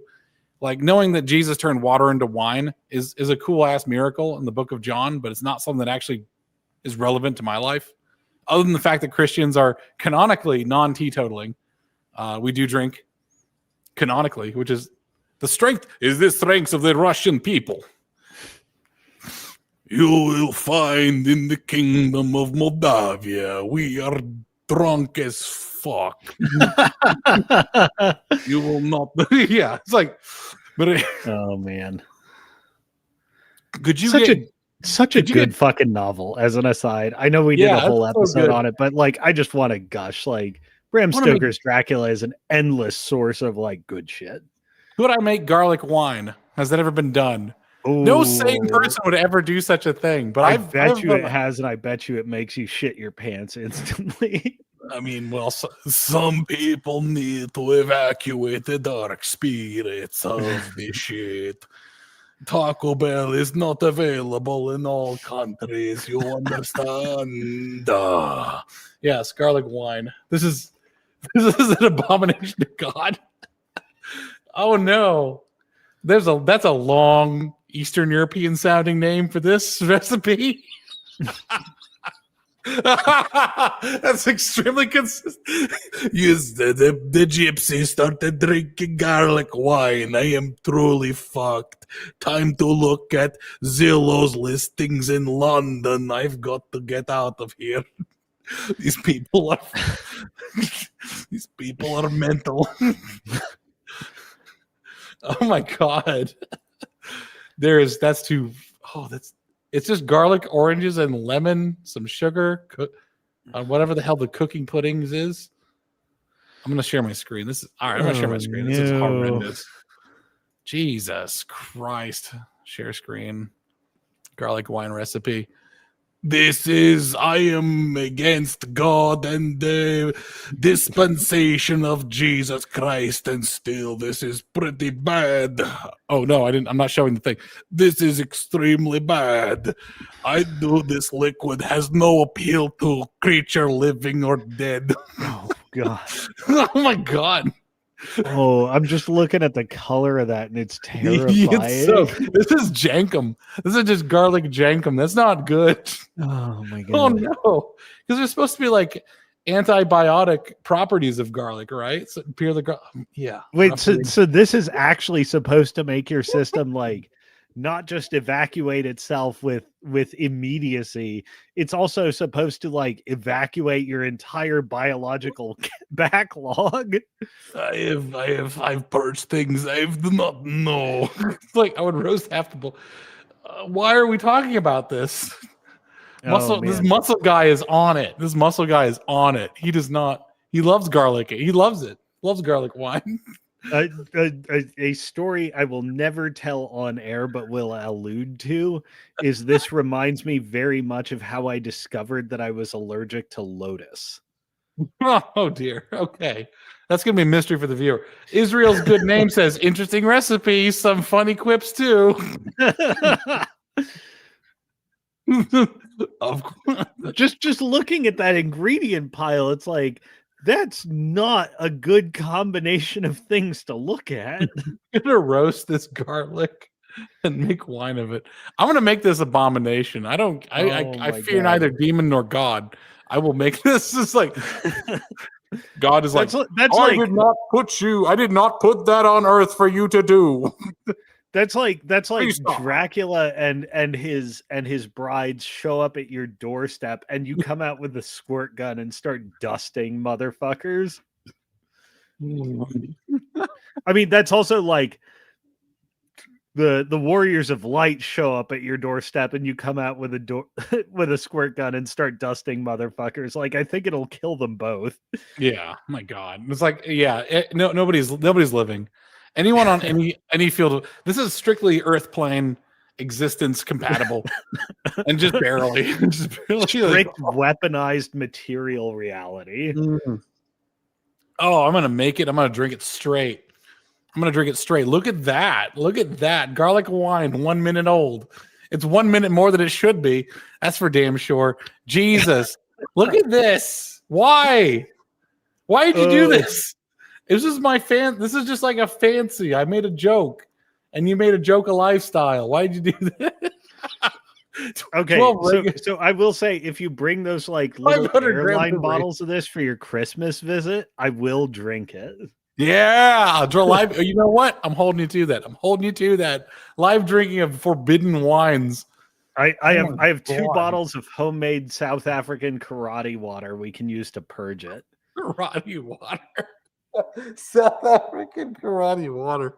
Do not explain. Have I told you about this? No, don't explain it. I forget the proper Afrikaans name for it. But there's a kind of like common home distilled liquor, and there's an Afrikaans word for it, but they call it karate water because it's water that makes you do karate. Oh, that's so funny. That's really funny. Karate water. I can make this. Making wine is really easy. You just have to put the stuff into the batch.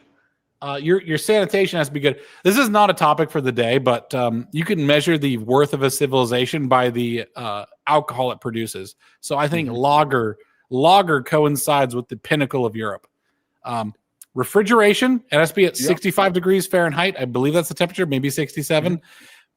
Okay, refrigeration, sanitation. That's both of the ingredients and the vessel itself. And then regulation, ensuring things are consistent, right? Because German beer is legally defined as hops, barley, water, yeast. That's all you could put in it. So you have a limited set. And by the way, the diversity of lagers is there to tell you that with restriction comes art, because there's a lot of lagers. And if you understand, like on my back shelf here, I think I have a book on brewing standards. Like way back up there, it's up there a bit, so I have to like lift this up. You know, that's a great heuristic actually for high civilization. And I've made this point in the past, and not many people take it as seriously as they should. Because there's this sort of mimetic, like, Budweiser, it's shitty. It's water that tastes like piss. It's alcohol. Like, it's a saying going down is coming out. Like, okay, Budweiser is a lager. There's actually need for very precise temperature control. The ingredient list is, as you say, very constrained. Budweiser is what, billions of gallons per year produced? Yeah. And it's Budweiser is, for all of its flavor shortcomings, a technical masterwork that you get a beer brewed in such volume that you have consistency in come here, Chitterbug. Consistency in flavor, color, transparency. Yeah. Over presumably hundreds of millions or billions of gallons.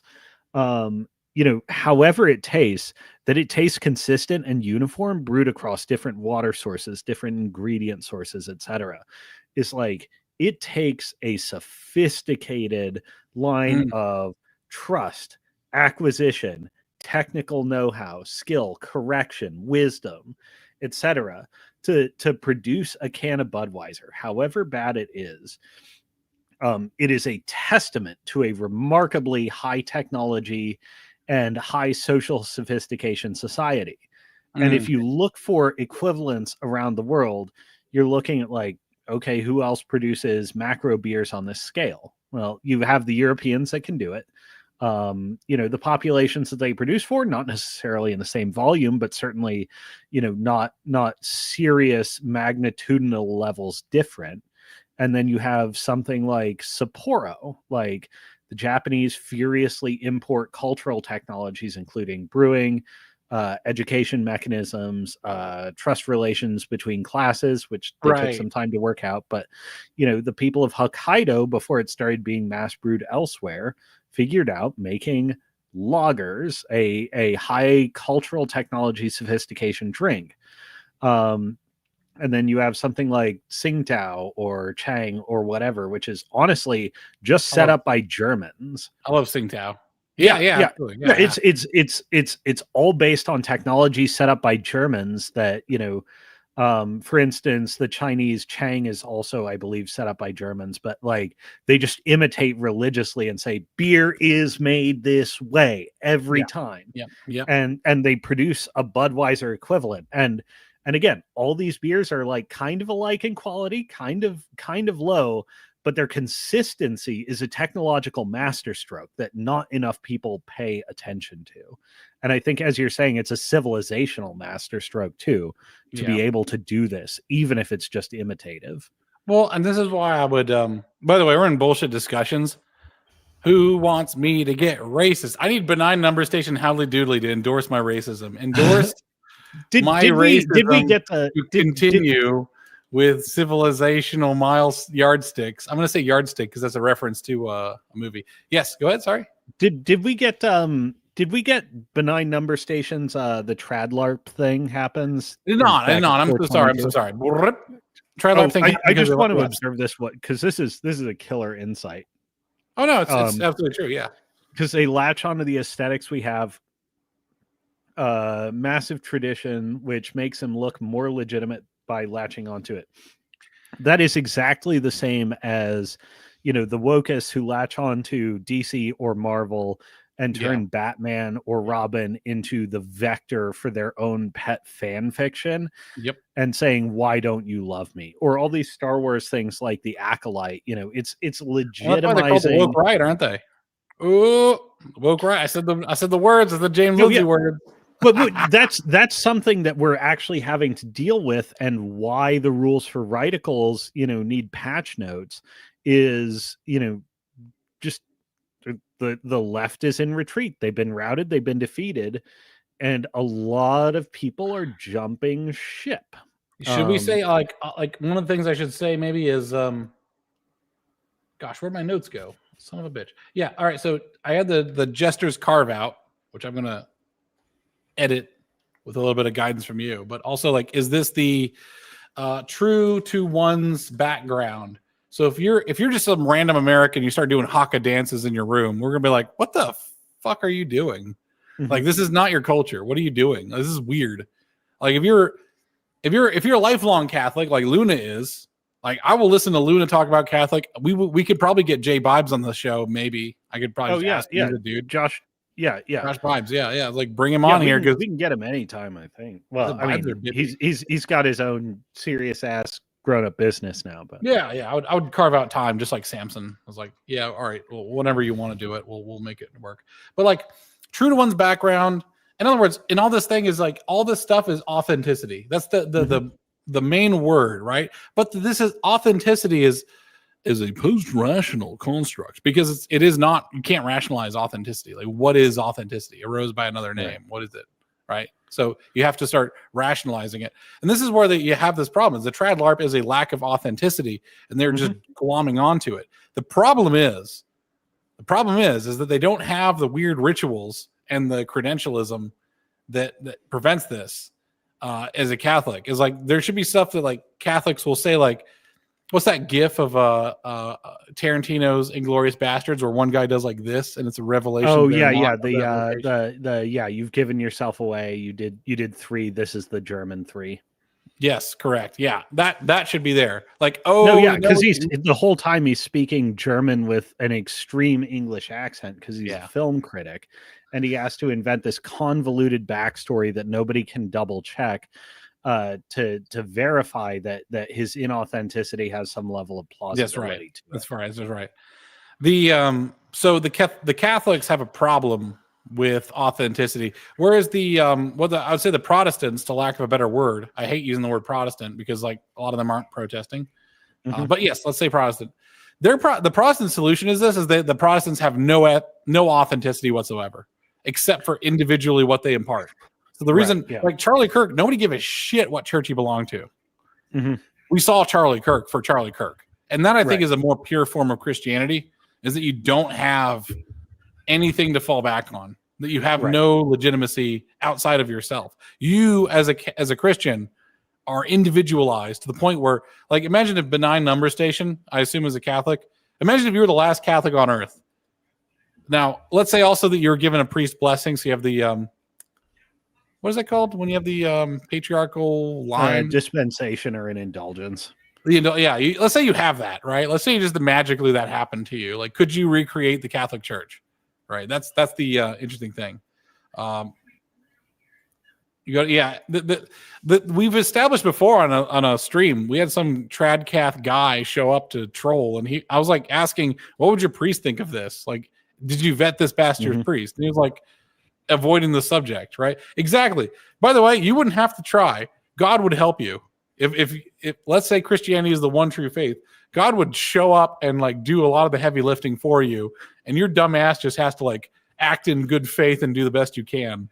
Like, you'd fall asleep one night because you're exhausted, like laying bricks for the first church, and you'd wake up and the church is built, and you wouldn't be able to explain it. That's what, in other words, well, I mean, being capable of waking up with the bricks laid, also, I think in a true act of devotion, requires the realization God is not coming to save me.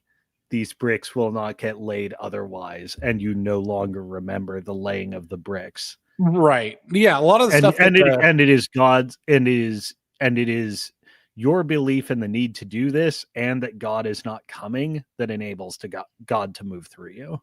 Oh, it's part of the we do have shortcomings though, and sometimes God acts. But like there's a reason why we don't see a lot of miracles in the modern world is because it's actually in our, like, no individual has been more powerful than they are right now. The average Christian, I would hope, is able to pass the church on in their individuality, and if that's not true, then that's a shortcoming of the average Christian. The Mormons are actually pretty good about this because that's exactly how they phrase. And they make everybody a priest, and everyone is possibly responsible for running the church. So here's the thing. The Mormons also got like the most heavily cleared out by the woke, right? They got fucked. Yeah, the fruits of their vine is getting ruined. Yeah. And this is one of the problems with, I mean, I guess to be like, I don't know about equally derogatory, but essentially to put both on a similar level of seriousness is Protestantism and papism. Is Protestantism has too little QA. I mean, part of the reason I actually regard with an extreme degree of suspicion almost every American Protestant denomination is because they have so little quality assurance. Yeah. And it comes, essentially everybody cites the teachings of Luther that demolish standards. And you're still going to have Razor Force on here. You ever seen Razor Fists? Yeah. Well, Razor's also a high church Lutheran, so very insistent very insistent on forms, and like high church Lutherans sort of tread the fine line that I wish Catholics were better on. Because one of the problems, and like this is sort of the Milo Yiannopoulos, Candace Owens, Nick Fuentes whole, is Catholicism falls prey to the problem of like, okay, when you put in strict metrics, you get more of what you measure for, but everything else qualitatively and quantitatively goes out the window.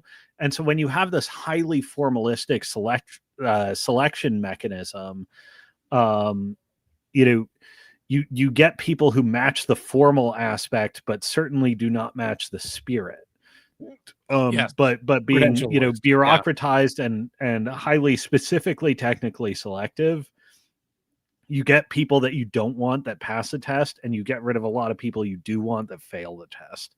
Yes. I mean, you know, like in their, I'm not going to say this is normative for either American Protestantism or American Papism, but you get both failure states expressed pretty commonly. Mm. The thing I give up Protestantism is a little bit like being an American. Like you say that you're an American. If let's say you're abroad and you say that you're American, there is What no kind of standard. American are you? Yeah, exactly. Like what kind? That's the reaction you should have. Like you're a Christian. Okay, what kind of Christian are you? Are you one of those like gay trans map flag Christians, or are you like a hard in the paint, like let's go, get out of my church Christian? Like I'm going to follow Christ's teachings that this is the path to purge. Next question I would have is like, how many people have you purged from your church? I mean, one of the best. And then yeah. Well, it also has to do with like, and I mean, this kind of, you know, is adjacent to common rules of decency. Is like, what are your vetting criteria, and are your vetting criteria, you know, consistent with, you know, valuing honesty and truth, you know, acting in your constituents' best interest, conducting yourself with dignity, et cetera, et cetera. Right. And you know, there's there's antonyms to the common rules of decency, but there's also things that the common rules of decency just throw out as non-criteria because their violation doesn't have a positive moral opposite, which is things like narcissistically reinforcing your own sense of righteousness. Yeah, which is like Trump is, by the way, if you talk about narcissism, like Trump is a pretty big narcissist. We don't mind him. But some of the best Christians I've ever met, and like specifically American Protestants, that do not belong to a high church but a low church organization, have been excommunicated from their organization. And it's in many cases because their local organization, you know, represents the only community that they know or want, but has an extreme sense of self-righteousness, to which an honest person is challenging. I feel like the church's place is not to be the church has no value outside of its members. I think, and this is coming from like the background of like home churches that we'd have in beleaguered territories surrounded by Muslims, is that it's very individual of your quality. So when someone says like they're a Christian, I really couldn't give a rat's ass less. I would estimate there's probably like 50,000 real Christians on this planet. That's about it. That's probably about it. And everyone else is just sort of. I mean, you're actually probably. I think you're actually like, just in terms of raw figures, more generous even than who are the apocalyptic guys? I don't know. Jehovah's Witnesses. Oh yeah. They've that number that's getting into heaven, and the figure you're calculating as the true legitimate Christians are less than their number. I don't think that you're wrong.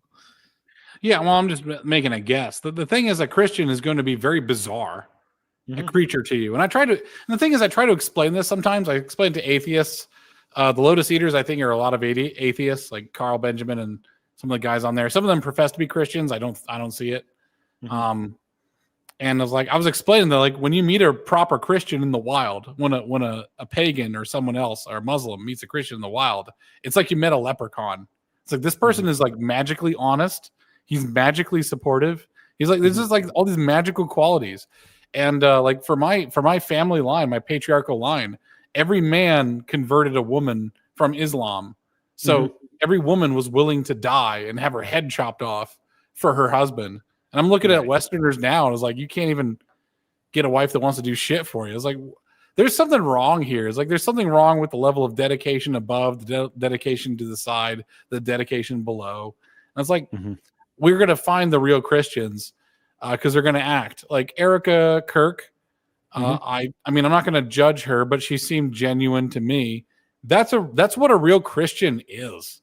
And the thing is, like, Carl Benjamin, thought it was foolish. I was like, I'd rather hate my enemy and not want what's best for them. I was like, well, then I get it, but you're now just a tool. You're not actually able to stand with the long-standing regime, because the long-standing regime will convert enemies to our side through brutal treatment. Like, we'll go through an inquisition, like break their legs and flay them. And it's like, if they absolutely give themselves over then and make themselves useful, like, is that not what Paul was? Like, sorry, I need a second. Oh, you're sure. You're fine. You're fine. Carl's a professed atheist, but he's sympathetic. I think Carl is sympathetic to Christianity as a philosophy because he thinks it's useful. As soon as Christianity says something that he doesn't think is useful to him, he disagrees with it and discards it. This is why I think that Christians need to be very careful of who they count as friends. Because if someone is going to just throw us to the wolves as soon as we're not seen as useful, I cannot abide their company. And this makes me very very uneasy, because I genuinely like Carl, and I think Carl's heart's in the right place. But I think he's trying to use us. So the real battle lines are: do words give us power? Do ideas give us power? Or does God give us power? And God, to an atheist, should come in the form of truth. And I think that Carl wants to use Christianity to give him power. And that's it. I don't think there's any genuine attachment there whatsoever, which means an entire dimension of Christianity is lost to him. Like, to be an average Christian is to be a fool, actually. You get all of the downsides of Christianity without any of the benefits. To be a genuine believer of Christianity, like if Carl died, let's say Carl was shot tomorrow, Carl Benjamin is assassinated tomorrow, would he draw the stadium of mourners like Charlie Kirk did? And would he create the change in his nation that Charlie Kirk did? And yet, I would bet you that Carl Benjamin thought that Charlie Kirk was a sort of semi-minor, mid-tier, like B, C tier conservative in America in terms of political influence. Because political influence does not follow sentimental influence. And sentimental influence follows on a plane. As I was saying before, that 3D object, it's this thing that's outside of our dimension that you cannot perceive until it's made itself manifest. Somehow Charlie Kirk, his death, created magic that Carl can't understand, and that magic is the power of God. Also, I'm reading through your chats right now. Also, I do not think, earthly forgiveness versus earthly forgiveness is a corruption of the word forgiveness. Forgiveness is to let go of debt to yourself personally, right? So Charlie Kirk's wife says, "This man no longer owes me anything," but the state has its own say. What belongs to Caesar is done unto Caesar, right? He broke this assassin who shall not be named because his name is worth less than the shit under my shoe. He broke the laws of the empire, and the empire will have its retribution and its justice according to the empire. Between a Christian and her wrongdoer, especially a woman, that's between her and the wrongdoer, and she's decided to forgive. God glory to be. She is letting go of the thing that she has no power of, which I cannot argue against, right? So those who have trespassed, he will be judged by God. Yes. Only God can truly forgive. We forgive our trespasses as so by the way, our forgiveness as human beings, it does have a place. We are called to forgive. Like, it's not to say that there's only forgiveness under God, I think is wrong. We are called to forgive. We're called to do a lot of things that God can only do. We're called to do a lot of things that God can only do, and we're supposed to do the best that we can, right? We're called to do the best that we can in God's image. And one of the things is forgiveness. Will she actually truly forgive him? She might have nightmares where she's shooting him instead. He's shooting her husband. He's coming back only to be like shot down as he skips across the poppy flowers. Who knows, right? Who knows? The forgiveness is a heart thing, and it's hard to get the heart to do what the mind knows it must do. That's a process that takes years, right? Like Tim Allen only forgave his father's killer after 60 years because of Erica Kirk's forgiveness, right? Yeah, forgiveness is more for your sake than the sake of the forgiven. This is correct. Forgiveness is letting go of a debt. That's the historical Old Testament view of forgiveness. You've let go of a debt. the debt that the killer owes to you for taking your husband, for killing whoever. But by the way, any Christian that's like, oh, I don't like the Jews because they killed Jesus, forgive them. I don't want to hear any more of this bullshit. This paganization of Christianity is the worst thing that's ever happened, where it's like old blood debts are material, like in this day and age. And yet, these sort of same people who are usually white supremacists will discount the sins of slavery. It's like, oh, it's 200 years ago. It's like, okay, well, the killing of Christ was 2,000 years ago. Where's your consistency? You have no. This is why the common rules of decency needs to be updated for just like moral, ethical, and intellectual consistency. Like, are you weaving a web? I should see a straight line, not a web. Okay? Anyways, the problem with Christianity is that it does become very performative, right? All the stuff that actually makes a Christian happens behind closed doors. As Christ said, your prayers will be in private. As C.S. Lewis emphasized in his works, not even praying to a cross or any sort of idol, you are praying to the great unknown, the unknowable, the thing that has no form whatsoever because you can't understand it. It is a surrender not to order, but to the disorder that God gives you. America is made great because we surrender ourselves to a certain level of disorder. We are not trying to impose order to this madness. We're not trying to impose order to this madness. Cosma from the bathroom, I presume, is evicting rent-free tenants in your head and letting go of anger, as Buddha had once said, like, because I read it during the Shogun 2 Total War loading screen. Holding on to anger is like holding on to a lit coal with hopes to throw it at somebody. You only burn yourself, right? Like that's the thing. Anger, by the way, also to say back to Carl Benjamin from the Lotus Eaters, like, if you want to hate and be angry, that doesn't make you a better fighter. Every person I've talked to who's ever been to a fight or is a fighter has never said you should ever fight angry. You should fight very clinically. So this whole thing of forgiveness powers you up to put on the armor of God and just whoop ass. Okay? You're able to go into a ring, no anger, nothing clouding your mind, and just do work. Okay? You're just doing work. Like a petulant child kills in anger. A true warrior kills in purpose. There's no emotion there whatsoever. Don't feel one thing. And if you also talk to like old mobsters or hear their like stories, like, yeah, just another day at the office, like whatever. We had to kill a guy, put him into a barrel and send him to the pig farm. It is what it is. Like they're letting go of anger. It just is what it is. Like, this man dishonored me. I had to get some recompense or I'd lose credibility among my own men. So he had to die. And it is what it is. No anger there whatsoever. That's actually the best way to fight a war, is you just don't have any anger. You're just like, I'm just playing the game. I have no emotionality whatsoever. I'm just playing the game. And that's actually what Christianity grants you. Howdly Doodly says, I also think it leads the way to toxic forgiveness, like the woman who invited her daughters. Yeah, that's really funny. Toxic. Listen, forgiveness has a very limited realm. And that is the I am letting go of this. Now, whatever retarded decision she decides to make after that of like letting the guy live with her is outside of the realm of forgiveness. It's not toxic. There's nothing talks about forgiveness. There's talks about being a fucking retard. Right. Yeah, you can forgive and then take appropriate and like so many people fuck this up about forgiveness is you can forgive and also recognize, okay, this is a demonstration of a clear pattern of behavior,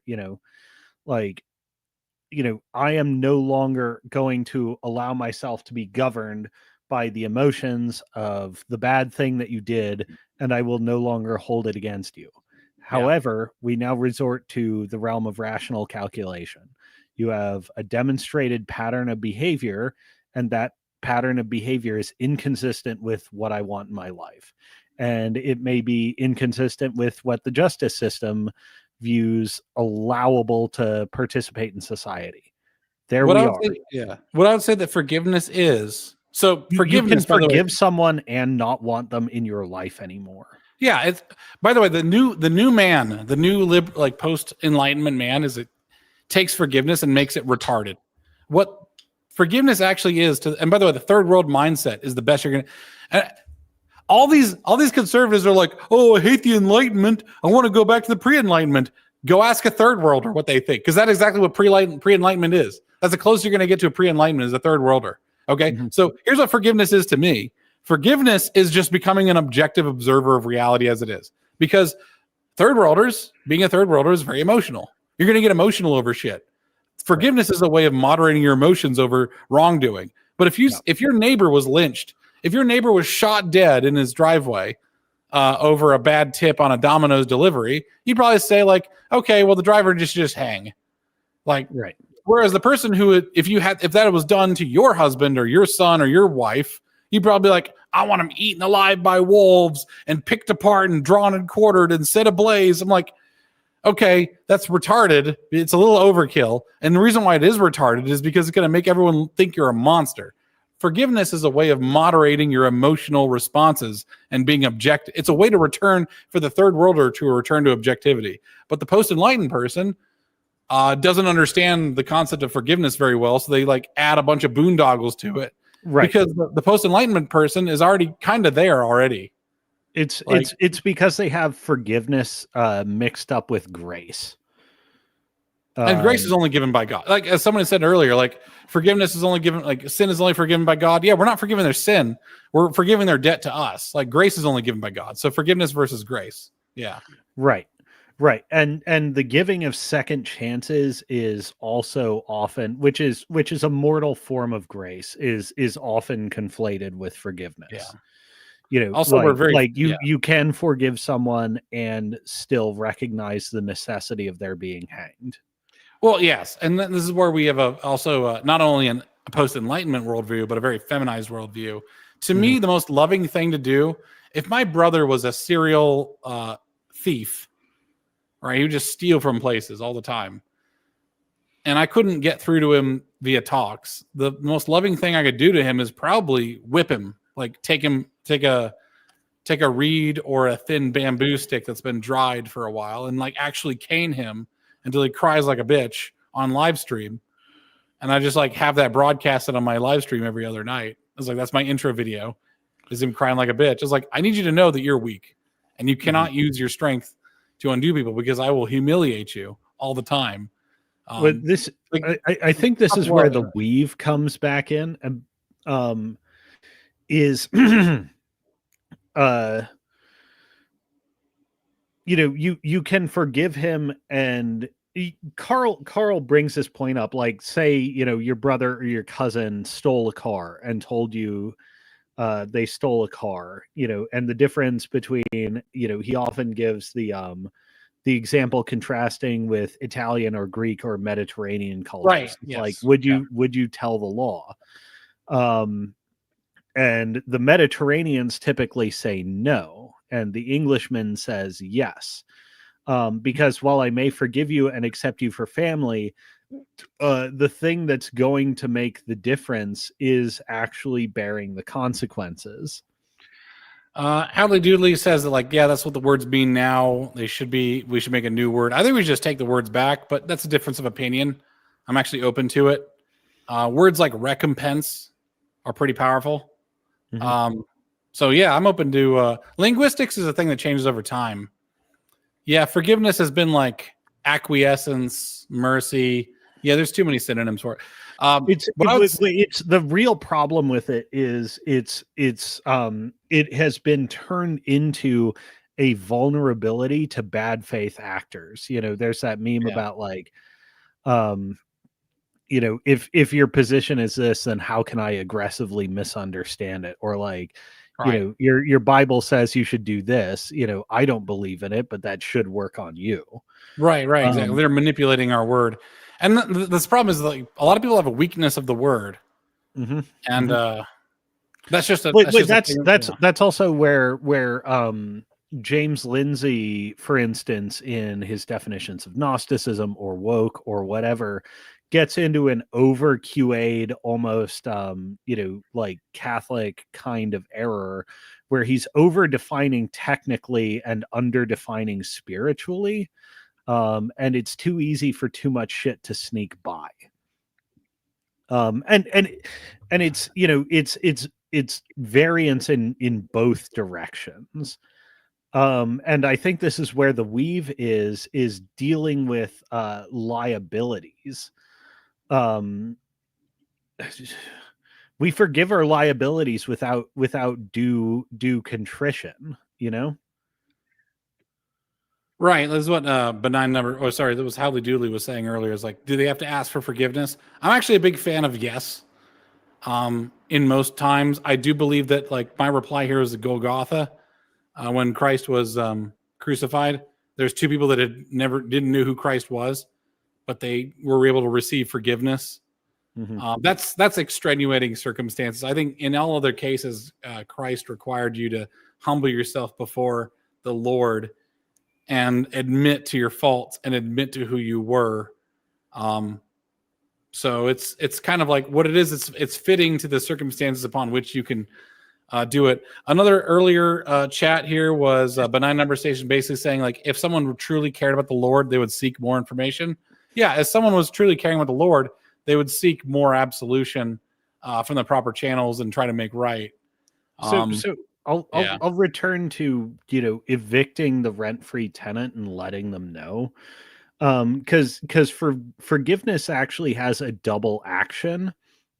One action is releasing yourself, the other is releasing the other person. It requires no begging for forgiveness to release yourself through an act of forgiveness. It does require an action on their part to be released by you. Right, I see what you're saying. Yeah, this is what I normally do, is that I usually apologize pretty dramatically if I've gone through a transgression, if I've done it.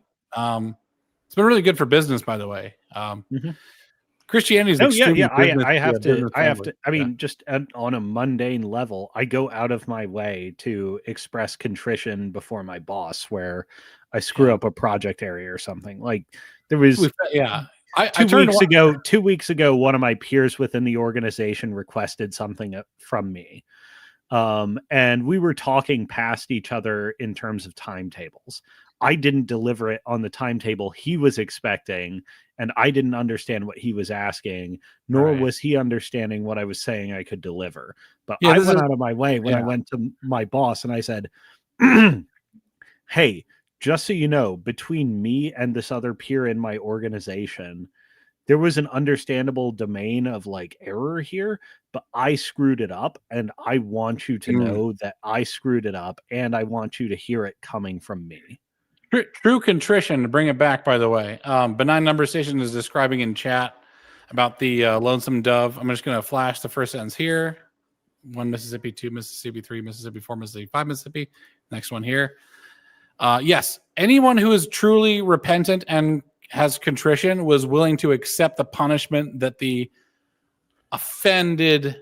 trespassed upon party deems appropriate. Usually the trespassed upon party will say, your apology is enough, go on. Sometimes it's like actual enumerated restitution of, like, you killed 10 of my cows. You got to pay for those over an installment plan or something like that. But it's typically by throwing yourself upon the mercy of those you've transgressed against, gets you a pretty lenient sentence and also an appropriate one. And then no one else has to get involved, which is why I don't believe that. I was going to disagree with you earlier, I think, on a very, maybe like a 30 minutes ago discussion, is like, I don't think that right-wingers have to be beholden to the law. The law is like our last recourse. Is that you should, like, if you steal a car, you should make it right with the person whom you stole a car from. And if that fails, then you abandon your family member to, the English are way too reliant on the law and the state to fix their moral failings. I mean, I think the Americans tend to be a more virtuous people, at least in present day, than the English. Yeah. In that, Yeah. because I used to be actually a virtue ethics absolutist and really hard against deontological ethics, because deontological ethics is essentially a form of surrendering the need to be good. And I forget what set me off, but something led me to reconsider my position and realize, oh, deontological ethics just picks up when virtue fails and when people Yeah. affirmatively Yeah. refuse to be virtuous. Um, you know, See Hadley, by the way. Bye, Hadley. Appreciate all it. right, adios, Hadley. Yeah, the law is there for when you have somebody who is unrepentant. Mm. Yeah. Like And when you can throw someone you over. actually Yeah. need both systems, and deontological ethics and the law exist as, the minimum acceptable behavior. There's been a concept I've sat on for a while, which is the 9 level of civilizations, which I'm going to bring forth. But the most critical takeaway from it is that accepted or tolerated criminals is actually a vital part of your civilization in terms of enforcing its moral norms. The what now that I've learned is pre and post rational moral norms via things that are not rationally um, justifiable, right? Mhm. Like there's no law, but it must be accounted for, or else people will become furious about it, right? One might be like that someone has done a wrong to somebody else who is a part of you, or like somebody's buying property in an area that is like Little Italy or something like that, right? Mhm. And they did it through surreptitious means, or that that's just your area and you made it clear to them, like, listen, this is where we live, and if you're going to live here, you're going to like make a property here, you got to abide by our rules, sort of thing. It starts smoothing out the things that the moral norms have in difference with the law, is that you do need these things to smooth it out. And one of the reasons why the English are failing so much right now is because they have no extrajudicial moral enforcement at all. Right. They've They've eliminated all. defrayed essentially all decision making to the law and all enforcement of moral norms to the law, because one, shame doesn't work on foreigners, and two, shame doesn't work on shameless Westminster people. Yeah. So Um, was it Charlie Bronson? Charlie Bronson should be out there splitting heads on the streets of London, not splitting bricks in a penitentiary someplace. Like he's lawful. He's like lawful. Violence is not always unlawful or not always ungood. If that makes any sense. You need to have a reserve of people who will listen to the elders, but are fairly violent in nature. And that's why we invented sports, is to keep them busy until we need them. I mean, on another Bronson, that's why you have Death Wish as a cultural resonant series. Yeah, Americans have a lot of these layers that have allowed us to survive the blows, whereas a lot of Europe abandoned them in favor of purity and order. Whereas America is disorderly and impure. And we've been made fun of for that fact. I still have not made, as I said before to you on chat, it takes me years to make an opinion. I have still not made my video that is explicitly on the mediocrity paradox, which I'm now going to call the excellency paradox. Is that to be truly excellent, you actually have to be pretty middling across most parameters and have signs of corruption. Like you have to be, instead of being like the pure light of the emperor, you actually have to harness chaos along with it and make harmony with it. Which is, well, you also have to have experienced the domain of error and being absolutely wrong and returning from it in order to have, any meaningful expression of rectitude. Right. Your authority is not built entirely on being rationally correct or militarily correct. Like you could take a massive loss and still maintain, which is a talent that the third world actually has. Well, it's a talent America has too, because among other things, we love entrepreneurs, and most successful entrepreneurs have failed many times. That's true. Like people try to go after Trump for declaring bankruptcy. It's like, that's just normal. Yeah. He's rich. Like Godspeed to him, because he understands and values success properly because he's failed. Yeah. I think it's very gay to make fun of people who have failed. I have failed many times. Failure is a good thing and should be applauded, whereas the English would say it's I get this like weird stifling HOA rumor mill run nation of England of like, oh, did you know he made a mistake once? Oh my goodness, I can't believe. Well, we can't give him a license to do the thing he wants to do because he's failed once. He's done a bad thing once, and that just will not do. He's just not the kind of person because he made a mistake. This sort of thing. It's like this sucks. This country blows. Samson it bespeaks a community of moral busybodies and not real moral agents. Well, I mean, the thing about the monolith is that you can't. All right, so benign number station says Britain is suffering because it doesn't have any strong authoritative monolith to submit to. Not religion, not the law of man, not even a king, no authority. Yeah, it used to have religion and it used to have a king. Then the king became the religion, and the religion became a joke, and the king gradually became a joke. Yes, exactly. Like the monarchists of England is like, okay, well then just was it Prince Charles right now? Go ahead and let King Charles III. By the way, nobody expected him to take the name Charles because Charles is basically a cursed name. Charles I was decapitated by Cromwell. I think Charles II was killed on or near the wars of religion. It's basically an apostate shithead king that's not worthy of holding the crown. That's too funny. It's like, yeah, they want to roll the dice on a king and submit. This is why you get all this like Caesar talk, which I think is it's almost I would understand it if you had respectable monarchs. Apostolic Majesty actually does a great video about the failures of the House of Windsor, as much beloved as the late Queen was. And I think provides very good argumentation for like the House of Windsor has been nearly an unmitigated disaster for the country of England, and their professed moral and political neutrality has actually been like a Fisher King level like destruction of the health of the people.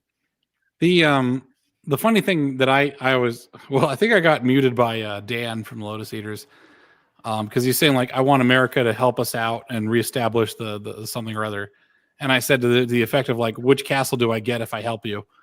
Because it's like you cannot have an authority without releasing something, right? Some sovereignty, right? It's like you're basically begging to be whenever I hear the English saying like, well, maybe the Americans will set this right, it's like you are asking to be a serf. You don't deserve freedom.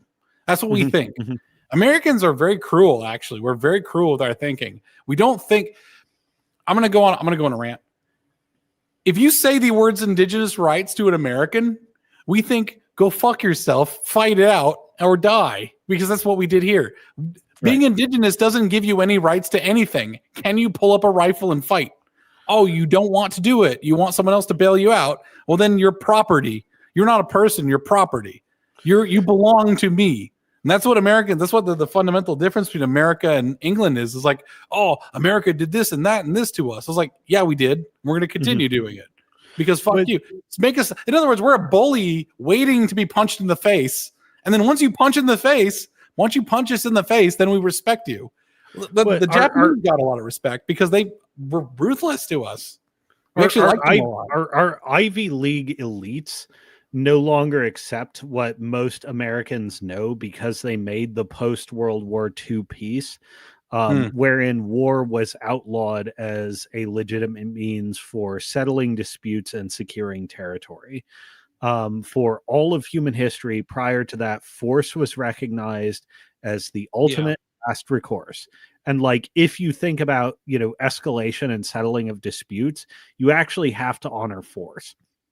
Not as a first resort, not as an nth resort, but as a last resort. Well, and America, and therefore force is legitimate when used in last resort. There's a whole tradition of just war theory and so forth, and it is resolved around arriving at force as a last resort. American elites essentially tried so hard to construct a rationalist world that they were willing to discard this completely, and foolishly. and it reopened examination of every other dispute that was settled in extremis. Americans actually like our reaction against indigenous rights is reactionary, because if you were to ask Americans about indigeneity, including the right of force, you would be forced to acknowledge that Americans, as descendants of colonists and descendants of those who joined the tribe, are indigenous. Where else are they meant to be from? Where else is their culture from? If you were to abolish this country, where would these people return to? And the answer is fucking nowhere, because they're indigenous here, and because it is their land and it's been settled in the time-honored ways. It has been so thoroughly settled that Amerindians, who were offered their own subsidiary nations, whether they were independent or not, is, a discussion that you can go into, but it was ultimately as a result of settlement that all human beings at all times would have recognized as legitimate. In, I think, the 1950s or 1960s, just said, fuck this, we'll join you guys. You have to acknowledge the indigeneity of the Americans, and our reactionary position is because we have cultivated a hyper-rationalistic elite that does not understand the real legitimacy of peoples and the settledness of affairs in the world. As ugly as the means can be of arriving there, you have to acknowledge it as a legitimate in extremis recourse. Otherwise, there's nothing left but saying, one hyper rationalistic man god ruling the world. Like you have to agree to an insane proposition and an insane way of governing man's destiny, to argue otherwise. And unfortunately, we have a very powerful, very influential, at least in the past century, class of people that do agree to these insane propositions. Yeah, the American attitude on indigeneity and right to govern themselves, like Americans are by nature very microscopic in terms of their scope. They start from the family and then they work out. Whereas other nations, especially like I noticed in English rhetoric, Lotus Eaters, is that they start for the nation and then work their way down. Like they think of England as a nation of England. Like the pomp and circumstance and the pageantry means a lot because it's the strength of the nation. Americans don't care about that stuff. We actually don't care about the nation itself as a whole, except in its ability to defend our ability to manage our own lives. Like if you could just run your own farm the way you wanted to run it, and like we had a complete change of management, I don't think most Americans would care. I mean, I'm actually very sympathetic to the English cause when they phrase it properly, which is a very Magna Carta way, like settled in ancient customs and liberties. I mean, Magna Carta started out with the aristocracy, but it eventually involved like, no. We have a settled way of living and of settling things, and you're innovating on top of that and doing things that are ways that things have not been done. Yeah. The tradition has a post-rational legitimacy all its own. When the English argue from that standpoint and say, look, this is the way we have done things forever, and this is our birthright to continue to do these things, and get out of here with your rationalistic agendas and your rationalistic people who don't buy into this way of doing things, get out. It is family up. It is post-rational. I think it's legitimate, but it's not always, the way these claims are argued. Well, thing about the Americans, though, is they'll look at the English and like look at their political opinions and say, like, is this actually upholding that? Because as soon as all the history to everything that came before, all the rights they want to make don't hold a candle to what they're willing to vote for and allow now. And yes, people will vote in terms of polls, but it's like, as Americans, we know that a democratic vote is actually far bigger than just a poll. It's a lot of work, and the fact that they eschew politics as a general thing, like they kind of like stay out of politics as a general thing. It's like, are you willing to defend? That's like an American like not wanting to participate in their militia. It's like in terms of power, it's like, are you willing to uphold the power that it takes? So America very much is very immediate in its mindset, and that we look at the bill that sovereignty requires and see, are you paying that bill? And it's like, Yeah. if they are paying that bill, then I think the American people, well informed, would help them out. But not when they're well informed and they see that they're not willing to pay the bill, it's like, well, okay, what are we doing here? Like, who are we? Where are the protests and the riots? And England is at a good start right now, but it's a good start for a problem that's been like 25 years old, 28 years old, 1997. Like, is this too late? Is this? And also, like, what are we going to lose? Like, what's the bill? What is the bill we're going to have to pay to make up for your short-sightedness? Like, as much as you could say, like, well, the English people, they polled, they don't want this. I was like, listen, we have actual spokesmen from a long time ago, from Pat Buchanan or Rush Limbaugh or whoever you want to like cite, Alex Jones, if you want to get nasty. It's like, people have been warning about stuff for a while. Americans have been kind of awake for a long time, and then they just sort of mobilize all at once towards the end when they have no other recourse. Yeah, I mean, like, where's the English mobilization, right? We were talking about this the other day, and I was saying to you, like, oh yeah, it's pretty easy for the English to like deal with this stuff, and I was gonna say like 30 years. You did it precisely at 28 years. Like, oh yeah, their problems are only 38 or 28 years old, and I'm like, no, their problems are actually closer to 80 years old. And it actually goes back to like the ushering in of the Clement Attlee government post World War II. Essentially when the labor communists got their grips on the levers of power without meaningful opposition. And the English people, to a certain extent, insofar as you say these things about democracies, let it happen. They're fighting a legislative rot that's in some regards 80 years old and in some regards 30 years old. But they're actually fighting a spiritual decline wherein in the long run, people get the government that represents them, and the English are in the throes of getting what represents them. The thing I hate about the English, right? One of the things I hate about and I really mean this, I hate about the English. My shirt, by the way, was deliberately chosen. Oh yeah. Yeah, we're doing Dragons. Yeah. We're doing a Team England jersey, and I was thinking about what to wear today for this stream. What would specifically upset Alex? Well, the thing is, I hate about the English is that they're an anti-culture living in America's shadow.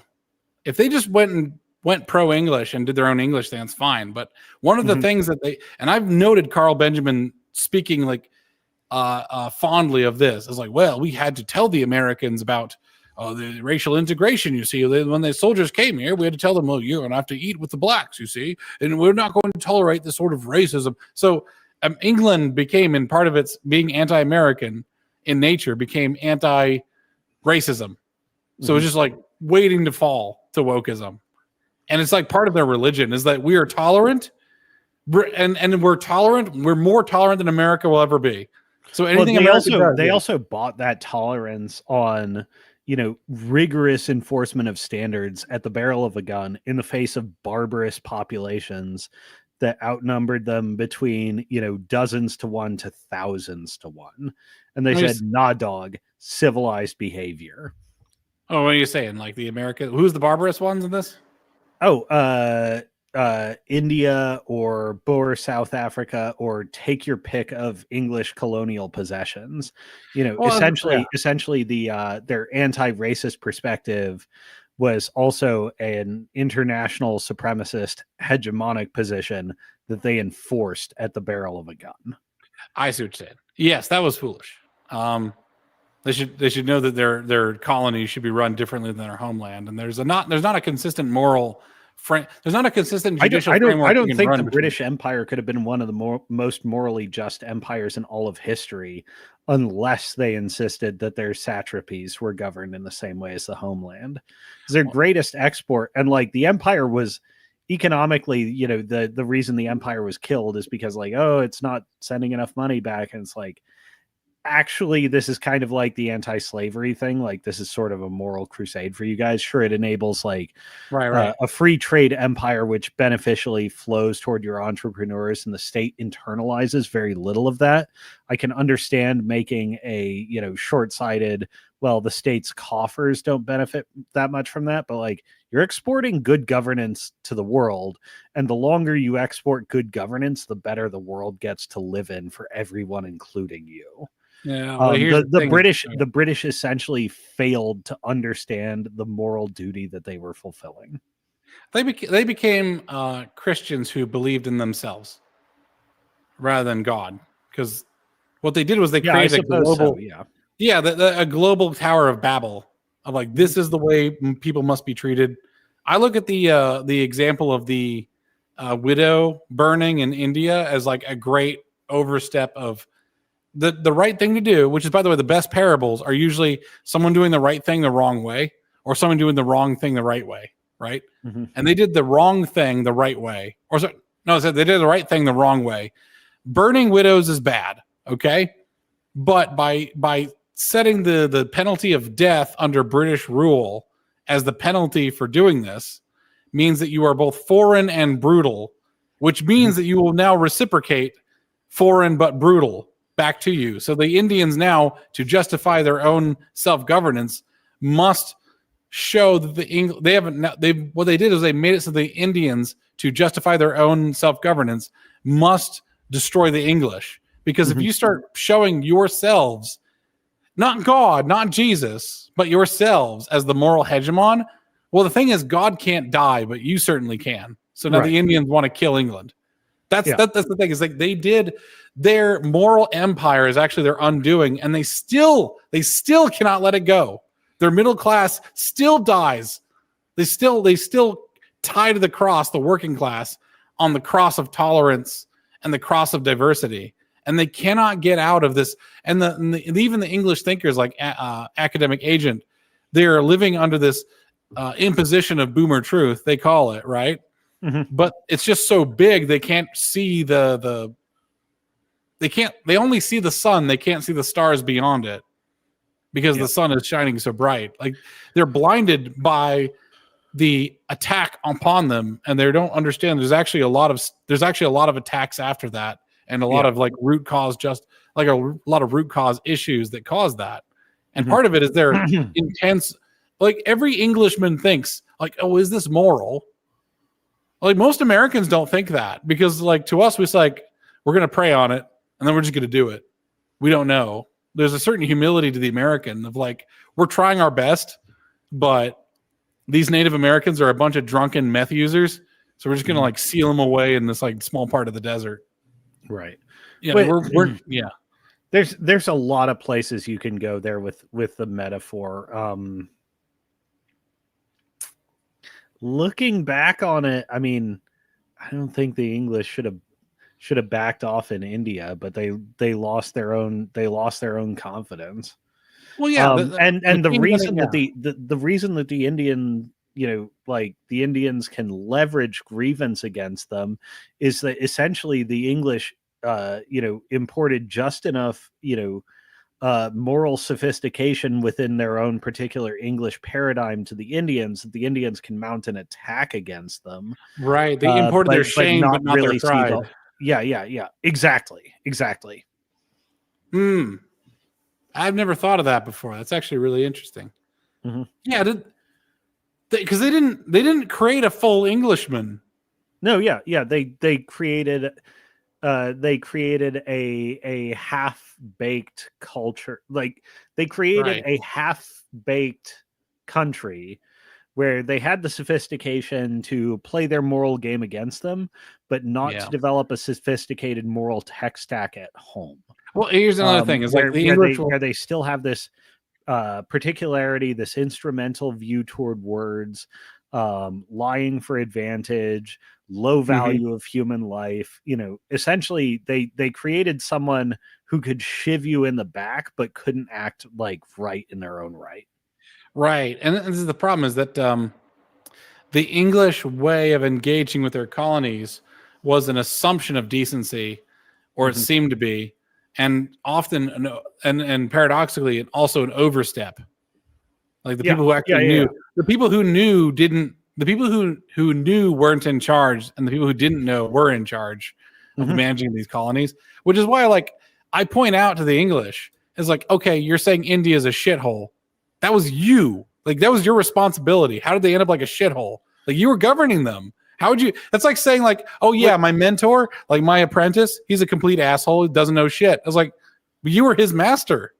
How did consider the opposite case, and you know why I refrain from, you know, taking a dump on the British Empire. I mean, I think the British Empire should have had significantly more nerve and persisted far longer than it did. Yeah.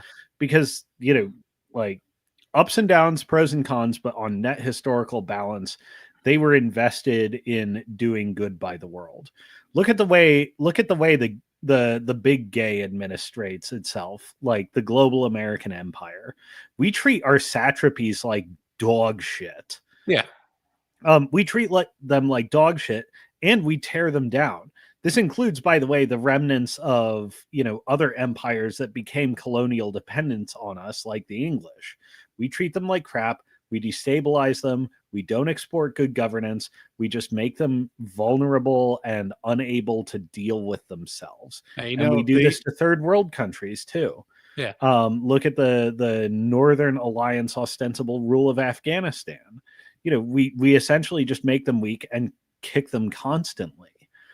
You know, the way the Americans deal with themselves as a moral culture at home is very different from how we operate as an empire. And the way we operate as an empire is actually pretty gross. Benign Number Station brought up South Korea and Japan. Part of the reason they're not fucking wrecked like the rest of them is South Korea and Japan, you know, for all their dispositions toward bellicoseness, wars of conquest, etc. I'm thinking particularly of what is it, Article 9 of the Japanese Constitution, which forbids aggressive war making. For all their,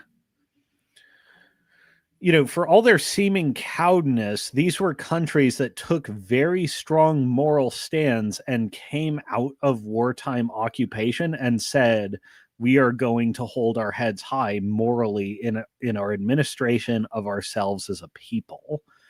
And America didn't abuse them like other satrapies.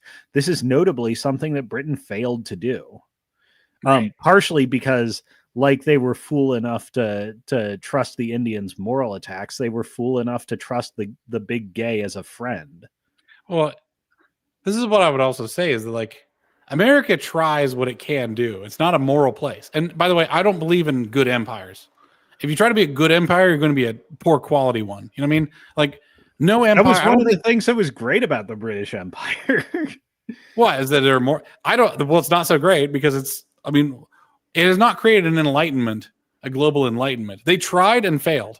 I think that America, by treating people the way they should be treated, has actually done a pretty good job. I would argue that the British Empire actually planted a lot of seeds, but, you know, stopped tending the garden before it entered its fullness. Well, they didn't. The American Empire is essentially like walking around, you know, tearing up perfectly good plants and salting the earth. Well, this is also the Cold War American, like, CIA led stuff, which is very different from what we have now.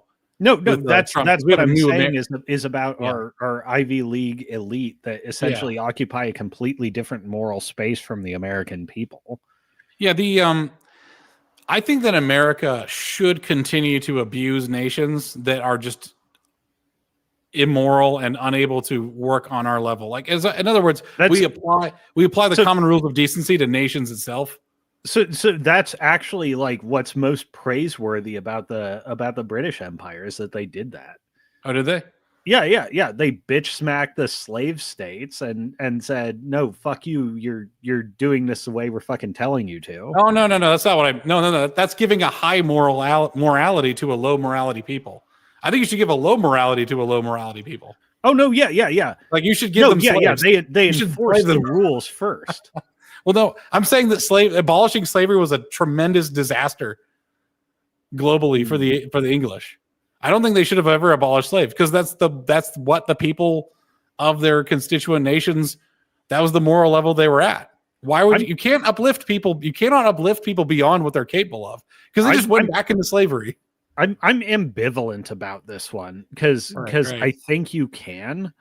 You just need to say we're wiping out your tech stack and we're replacing it with our own. Well, that means you have to be complete tyrants, which is fine if you want to do that, but it's a massive undertaking to essentially, which is what we did with the slaves that came to America. Like, we wiped out their culture and everything and just made them into Americans, which was effective at actually turning African prisoners.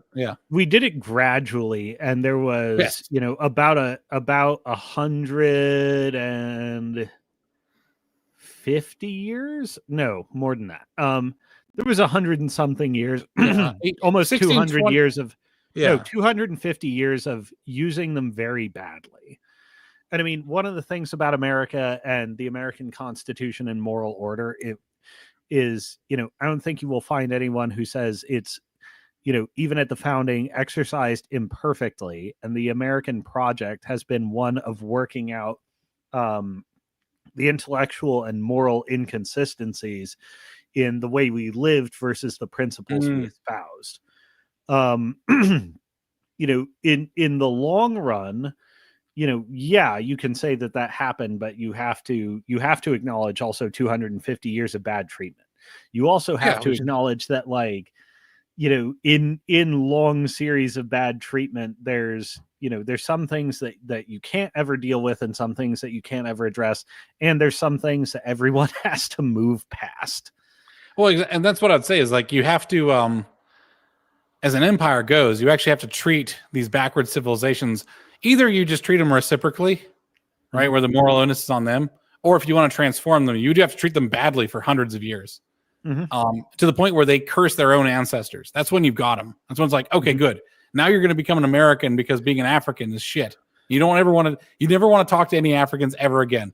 Uncle Ruckus is the model citizen of proper, like, indoctrinated imperial subjects. It's like they should hate their own race and want to become English.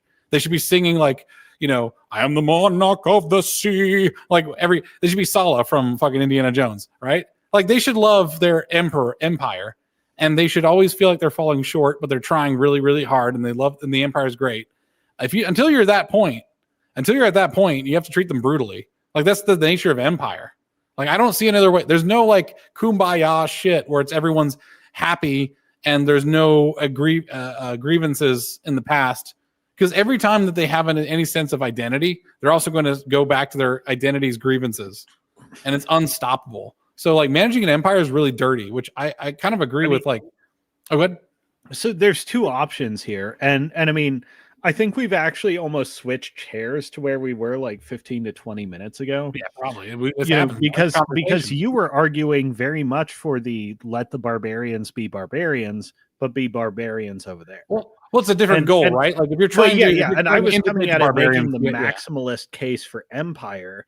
But I'm going to be honest with you, I don't fully believe in the maximalist case for empire, and I actually am personally very much in favor of, like, no co-civilization with barbarians. Let them work their stuff out. Well, the thing is, I'm saying, like, you should use heavy poison in a roach infested house. But I also think you should just not move into a roach infested house. So it's like, yes, I'm prescribing the cure to a situation I would prefer not to be in.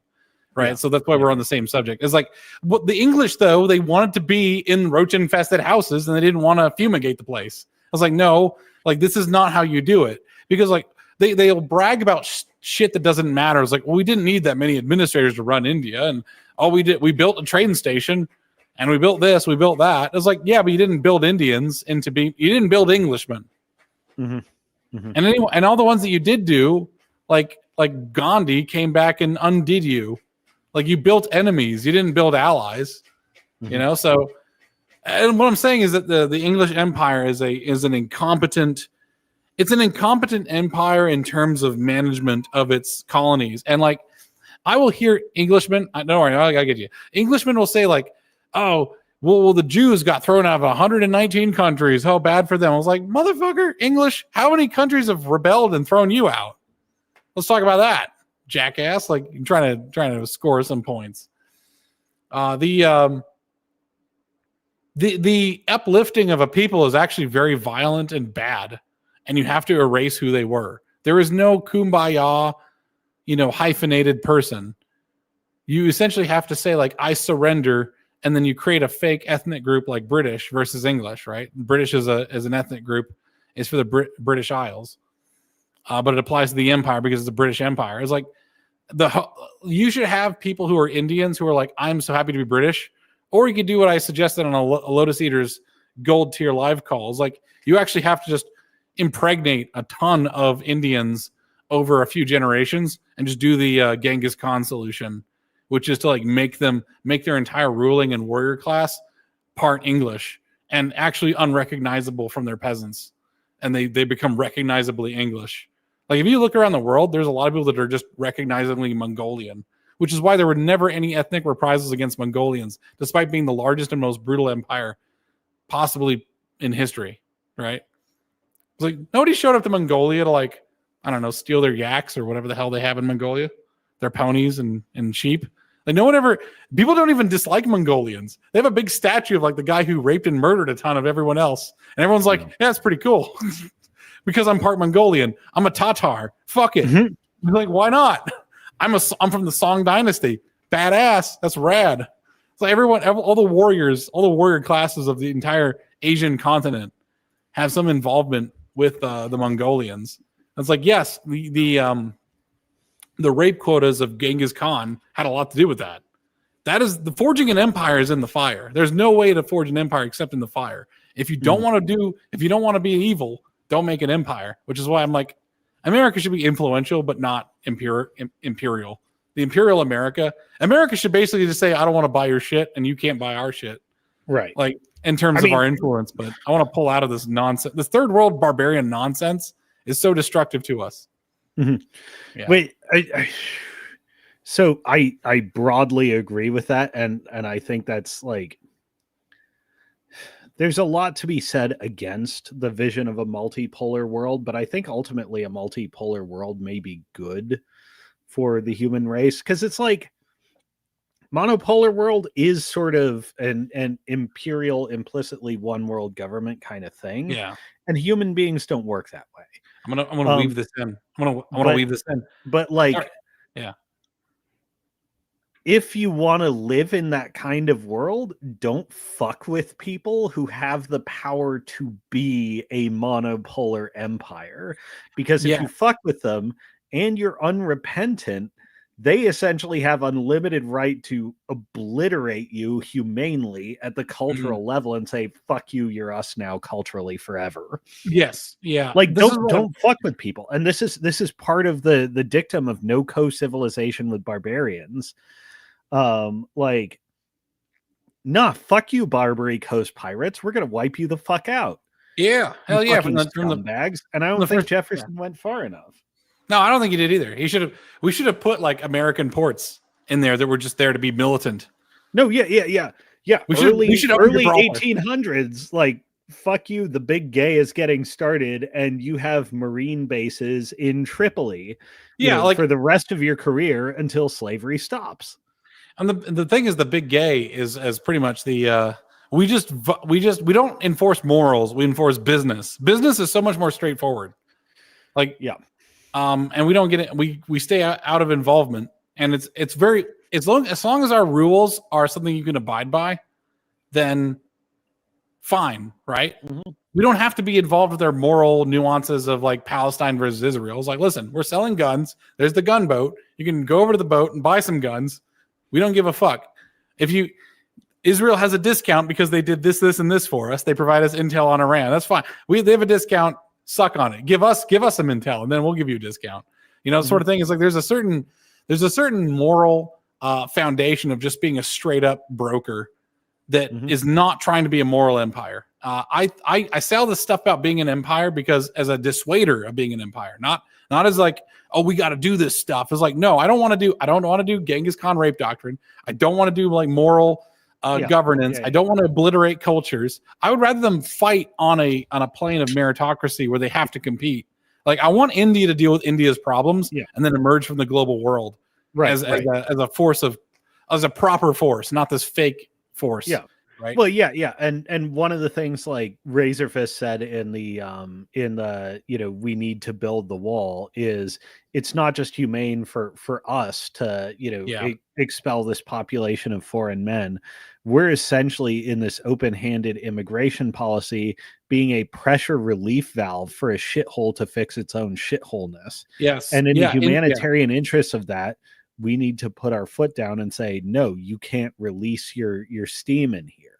I mean, correct. Honestly, I think we're on the same side on this argument in terms of our personal values.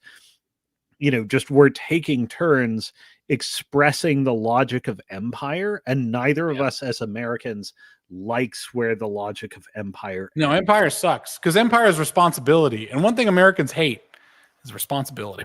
We just want to come in and sell our hot dogs and hamburgers and our. I think ultimately Americans love responsibility because they want to come in and sell their hot dogs and hamburgers. And it's a clearly delimited, morally responsible space. And they want an environment that's conducive to that sort of straightforward moral ordering. Mm-hmm. Well, yeah. We have to sow some seeds of moral regulation before we actually engage. Because right now, if you want to go do business in East Asia, you have to bribe, right? And that's like we have to put our own house in order. Well, yeah, that too. But like, if Americans start having to deal with third world rules, we are really good at being horrendously abusive. Like, we're better third worlders than I think third worlders are. When you put like a proper Silicon Valley CEO to it, he'd be horrendous. He'd be a monster. Our real estate agent, a real estate developer, essentially has taken over America at the moment and is absolutely just tap dancing on the planet with the power given. I can't imagine what other people would do. Well, that's the other thing about playing the logic of empires is it actually does in the last analysis become a might makes right situation. Yeah, you have to have with no regards to to the equity of affairs at home, and not in the woke sense, but in the participatory ownership sense. That's a good point. And it has no regards to most moral domains. It actually has recourse only to force. That's actually sort of what the great struggle between Christianity and Islam was in the Middle Ages, is their capacity for force was relatively even matched, even though their moral orders were radically different. And I think if you just do a strict study of moral philosophy, you'll find Islam to be a uniquely morally bankrupt system. But also being morally bankrupt, it doesn't have the capacity to build up trust, or at bare minimum a hospitable climate to business and humans carrying out their affairs absent force. As a result, the Christian West swings wildly past them in terms of technological capability, whether that be hard technology or soft technology, and we just start to ignore the Muslims after a while and fight amongst ourselves because they're essentially irrelevant, because their barbarian religion makes them incapable of progressing further. Yeah, it's not even worth obliterating them over. Right. To the point where the British will take the side of a Mohammedan kingdom against another Christian kingdom in the Crimea just to rub one in the eye of their technologically rivalrous Russia, as opposed to their ideological sworn enemy in Turkey. Well, I was gonna weave this back in, right? Like, on a national scale, rules for radicals is that you have to apply this stuff as well to nation states. Is that like, are they being straightforward with their motivations, but are they valuing human life and being morally consistent, which makes a lot of international questions become pretty easy to answer. Because like, let's say the Israel versus Palestine thing, it's pretty easy to take the Israel position because like they weren't parading like dead raped bodies in the street or like dead babies at a celebration. It was like, even if they kill, because killing is like a thing that you can argue over, but like the celebration of the kill, just like Charlie Kirk, it was the celebration of the killing that was beyond the pale of decency. But this is kind of like is Israel or Palestine choose? Like, if I had to choose between the two of them, like, probably Israel. But I'm not deeply wedded to the decision. No, yeah, we don't. And by the way, I don't look favorably yeah. on Israel as it is right now, because if we're to dive into the question, like, do I think Israel has a legitimate casus belli for their current war? Yeah, probably. Do I think they're morally better than their opposition? Not much, really. They actually seem to have caved to a similar, like, it's beware of fighting monsters. And I think not that this is absolutely my argument, but I think it's an entertainable argument, facially, that Israel has become, monstrous, either comparably or as much as the thing they fight. I'd say that's fucking rad if they are. And it's fucking necessary, because when you're diving down into this, like, deep technological regression into empire or fighting barbarians, what's the Trump quote? Like, we have to behave viciously toward them. Viciousness is the only thing they understand. We're blowing up. Like, we need to. Yeah, we should. My opinion is that we could probably learn a lot from Israel. But the thing is, a monster from a man, because a monster cannot put away its fangs. Right. Only in peace can you know if a warrior is a hero. That is. And the thing is, they just haven't seen a lot of peace. So yeah, we'll see. In other words, we'll see. I could change my mind any minute. Also, it's just sort of like a football game to me. I couldn't. No, yeah. We're not fucking attached. Like, not my desert, not my fight. Everything they do the Palestinians, I want to do the Mexicans. I'm just going to make that very clear.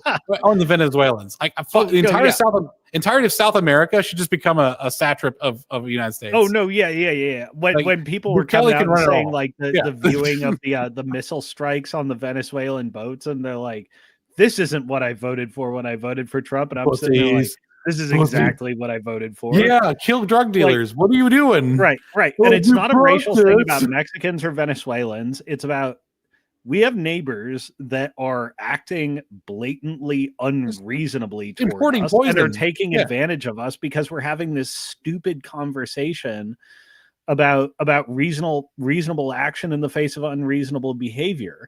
The reasonable thing to do is to respond in kind, to operate with reciprocity toward a bad faith actor.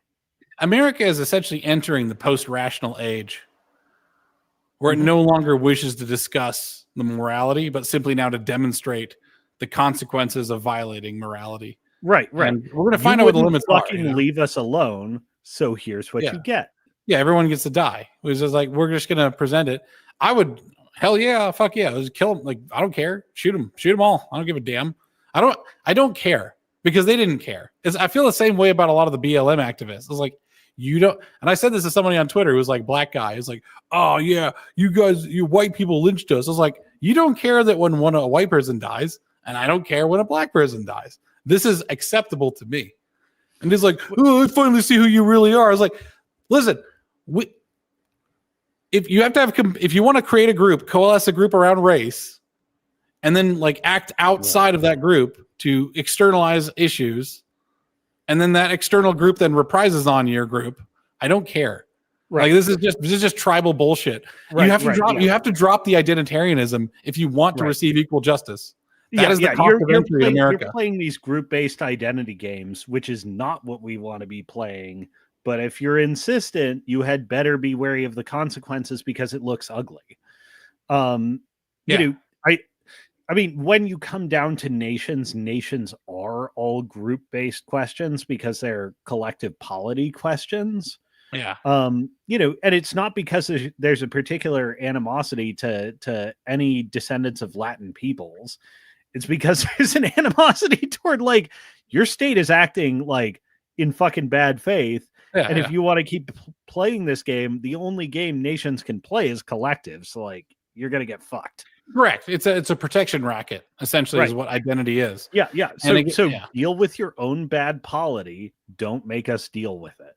And I said, like, that's why we need to, like, stop the Mexican off gas. Is like, no, dog, go back to your country, deal with why your country fucking sucks. Don't Yeah, make it exactly. Don't make us deal with it, because no Mexican will be happy about that. Yeah, zero remittances. Like not a single dollar leaving. Like fuck. Like you wanna make some money, then go sell some widgets and buy some widgets. But otherwise, I think remittances are fair for anywhere that doesn't fuck around. Yes. Yeah. We have different rules for our friends than our abusers, right? There's Aristotle. Equals get treated equally. Unequals get treated unequally. Yeah. And I hope that America becomes extremely brutal, so that that's the only way to make nations want to be equal. Because they know that there's a threshold that if they're warned against, they will collapse. I want to have like one last like comment here of our own opposition or our own enemies within the Democrats. Am I being optimistic and saying like, man, I think they're going to get if they get wrecked in the midterms and then the presidential election, I think they're done.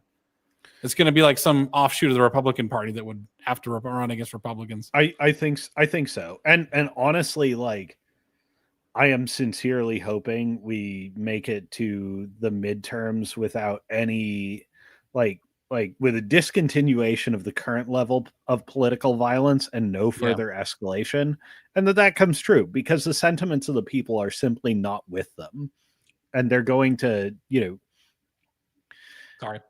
there's going to be that instinct to fight like a cornered animal because they fucking lost. Yeah. Their funding is getting eaten away. That's right. The death knell of any political movement. Right. And they have no popular support. And if they continue to behave like a cornered animal, like, I don't want to see a world in which they get put down, which is why, I'm hoping sincerely for like, okay, de-escalate, tone down the political violence, see how the democratic process goes. And if you guys are going to lose hard, which you probably will, you lose with grace and, recoup from there. We figure it out. What I really don't want to see is like, oh yeah, level of political violence continues and ratchets up, because that is not going to go good places. I think that there's going to be a damper on that slippery slope, and that would be our current government cracking down on it. Yeah. And I think Trump is, people complain that Trump's not moving fast enough. I think he's pretty good at reading the room and escalating to an appropriate level for the national mood.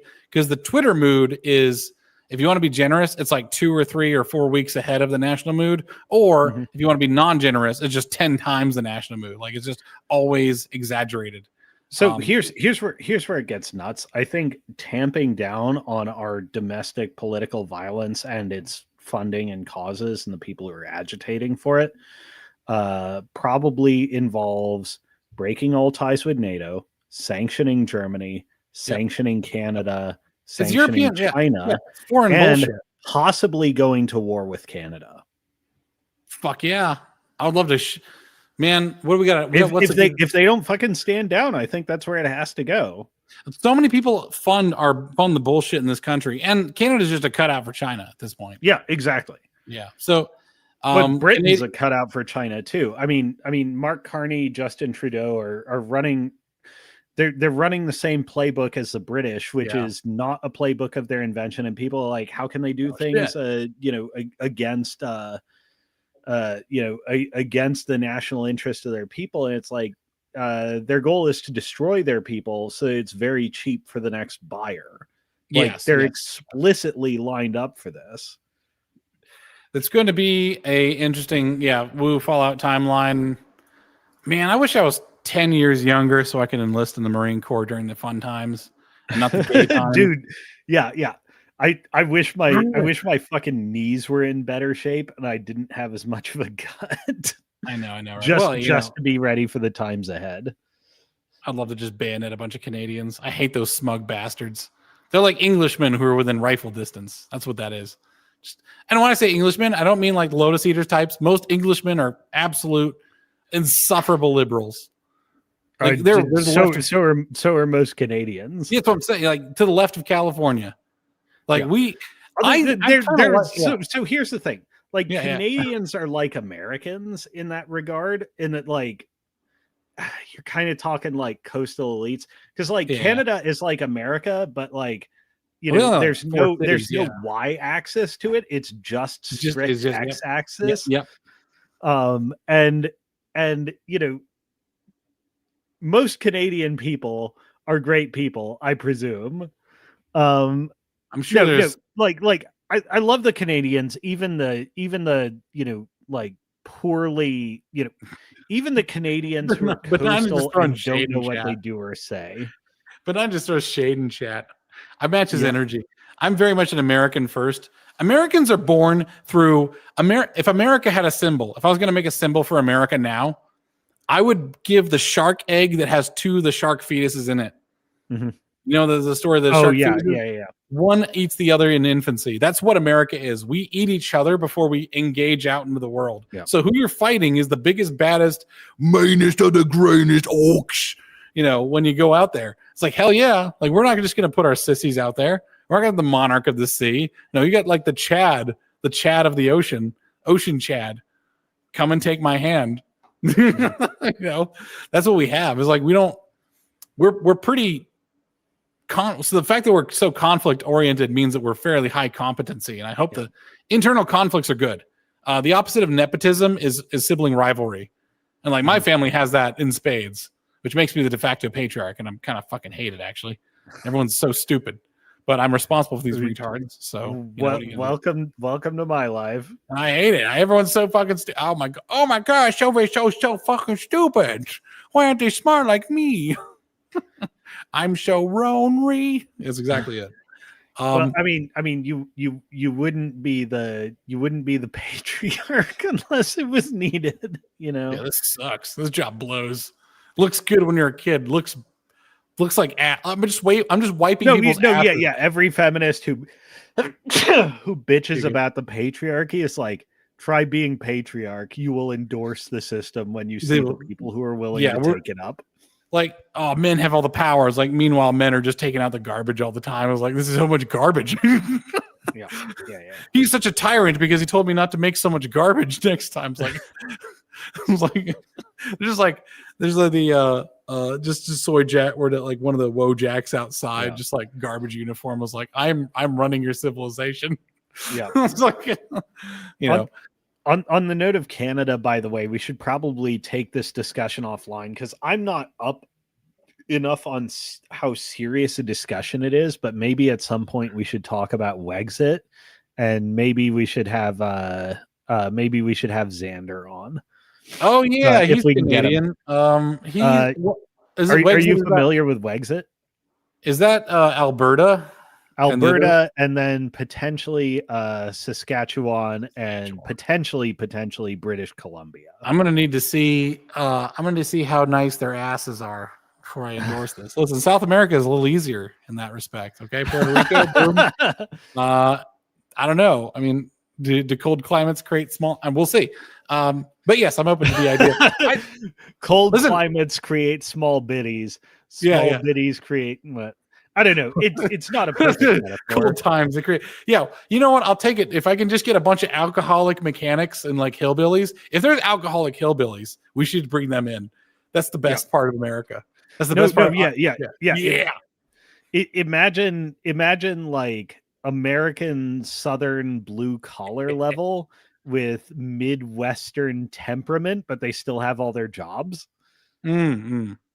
That'd be fun. I would, the Canadians, because they're also not onto the bullshit, right? Like me, I want to get like a bayonet and just like skewer the super best friends and was the M Montreal, Quebec? Fuck Montrealers.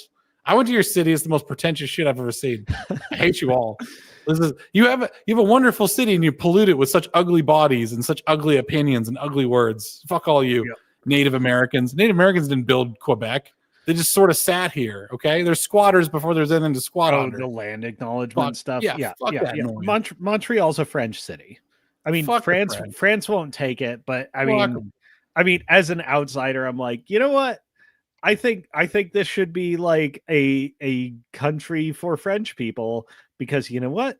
The French people make the Anglo order worse. and the Anglo people make the French order worse. Yeah, you're so both bad influences on each other, but so you bad. stay together for strictly economic reasons. That's so bad. I know, right? That's interesting. That's interesting. We're gonna have to have some sort of access to the Northern Passage. We need some sort of Canadian expert, because I'm just like over here with like my Yank opinions on it. Well, no, I'm saying we need, as Americans, we need some access to the Northern Passage as a missile deterrent, like the Golden Dome. I think Trump's serious about that. That would be because Canada, and I mean America propped up Canadian sovereignty through their getting their own constitution in the 60s. It was either 60s or 70s, maybe 80s, that Canada got its own constitution and its own national independence. And America really buoyed it up because we were counting on Canada to assert sovereignty to essentially the top of the world, and they no longer are. Gay. We need those missile defenses because we have a bunch of aging, like Nazi designed missiles the Russians have, and the Chinese stole, I presume, that we could probably shoot out of the sky if we wanted to. Imagine if the nuclear holocaust happened. It was also like a nothing ever happens to it. Like the nuclear holocaust happens and it's just like an attempted nuclear holocaust. And we're like, that was kind of a whiff, to be honest. Like we got one missile through. Sorry to Michigan, but honestly didn't notice a damn thing. Yeah. Sorry about that. You know, like, the Golden Dome worked. It happens. It's less bad than advertised. I'll praise the Trump. Yeah, it's like there's actually theories that Russia hasn't done nuclear testing in a few decades because their arsenal doesn't work anymore. Yeah. The missiles don't live forever. They have an expiration date, and the expertise to make them is long gone. Like I was working for an American company that made nuclear detectors, and our expert was in Finland, and he was like 80 years old. Yeah. And didn't remember how the circuitry worked. So I was like, I was supposed to like reverse engineer it. I just quit. I was like, fuck you guys. I don't care. You missed. This is not a winnable situation. That is a story that is compounding like my own internal, like, I don't say this out loud often, but like modernity is so fake and gay. We don't know how anything, none of this shit. Even our geopolitics are fake and gay affectations and projections. It's all a LARP, man. It's such a LARP. It's such a LARP. All of our technology is like on a wing and a prayer of like, we hope this works. Yeah. Nuclear war will never happen because we're too stupid. Well, I'm hoping that a lot of our nuclear technology and those ones are fundamentally kept forward. I think Huntsville, Alabama is probably the greatest institution on the planet. Oh, don't say that. Luna will be the one person we know that gets bombed. I know. Well, yeah. Hopefully she doesn't. It'd be so fun. She just comes on and she's just a ghoul. I don't bother using an avatar anymore. I'm just gonna be ghouling it up. It is what it is. We talking about Jane Austen? Like, oh my god. Yeah, Luna, that's cool. Like it's super cool. Yeah. Yeah, I mean, the American sovereignty, though, is that now that we're taking our eyes off the world, I'm going to leave it on this. It's going to get real spicy for all of our neighbors and ourselves because we have, it turns out, a foreign country inside of our own country, and it's called the enemy. And the Republicans are now recognizing it as strictly enemy. Ted Cruz is getting lit up. Fuck Ted Cruz. Fuck the boomers and boomer adjacents. Fuck them. These are enemies. Your goal should be to eliminate them, never to bargain with them unless you have to, right? You don't make a devil's bargain unless you are absolutely on the edge, on the edge. But we're not on the edge. We're in the majority. We have the power. Yeah. So I want to see complete ass stomping. Yeah. I mean, I think in that regard, the Golden Bridge is, in the ultimate analysis, still open, but it's way narrower and it's got a toll booth at the front.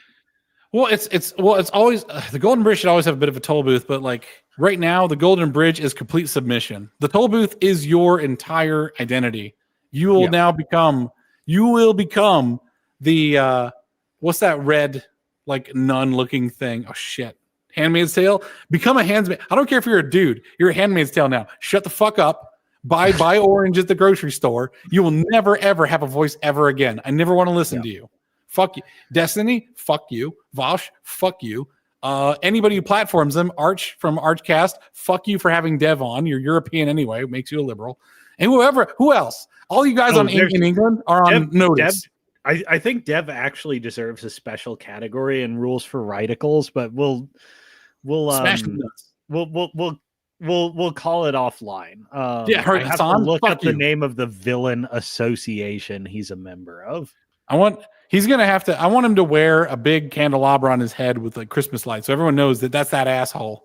You want him to become a Sister Repentia? Yeah, a Sister Repentia. That sounds pretty good. Yeah, Sister Repentia, Dev, short fat otaku.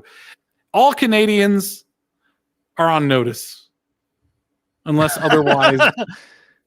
We need to. I don't even care if you're sorry. This is gonna like hijack any ability to have Xander on. Xander, I wouldn't mind you being under a few hours of interrogation to make sure that you're fit.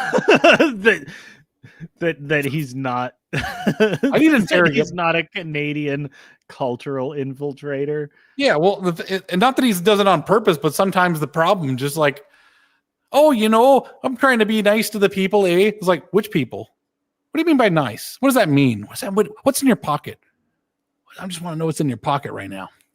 What's in your pocket? It's like, I want to know what that means. I need to know exactly what you mean. Because you might be giving aid to the enemy in the name of liberal tolerance. And I cannot have that. You must curse it. I want you to put the N-word tattooed on your face.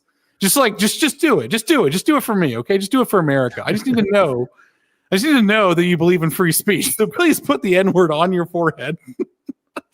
I don't know. I'm just trying to think of like outrageous shit I can make people do. It's like I need to push you because I need you to be our N-word soldier, our most N-wordiest soldier in the world. Oh my God! I cannot This is not setting up a great primer for our opportunity to ask him on tomorrow. I do not want Jordan Peters. We got one Jordan Peterson. That's all we can handle. Okay, listen, this guy. Do you have any idea how much LSD I've done? I have done. Oh man, I got to do that. Well, the problem with LSD is that it gets in your brain and it makes a new brain. And some might say that brain was retarded, but I mean, what's the thing he says? Like, it's not obvious to me that that's really the retarded brain. Maybe the retarded brain was the one you started with all along, but that's made by God, so you can't see that. It's like, what are you talking about? Jordan, you petered out. You have so many viral clips. You Peterson out, Jordan. You Peterson out. It's like, yes. I'm hoping that him being a based cath trad or whatever. I don't know. Maybe offset it. I don't know. Listen, I shit on cath trads a lot. As long as you're actually genuine about how retardedly cath trad you are, I can work with that. If you're not genuine, if you're not true to yourself, then like it's hard to work with you because you're a snake, you're a chameleon.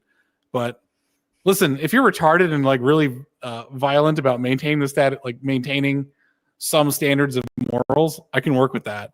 If you're just like easily swayed, because have you noticed that like a lot of influencers are just one moral question away from completely crashing out? Yeah.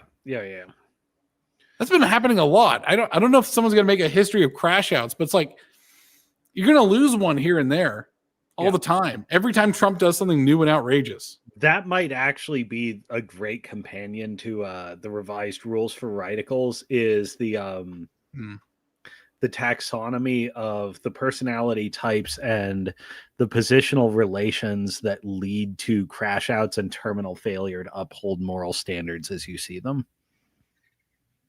Oh, just how prone they are to crash outs. Well, that's an interesting thing. How prone they are to crash outs, or I found the term for Dev and why he happens to fall into not just liability but enemy. He's Department of Opposition. He's not just opposition. He is perpetually and perennially inclined to oppose.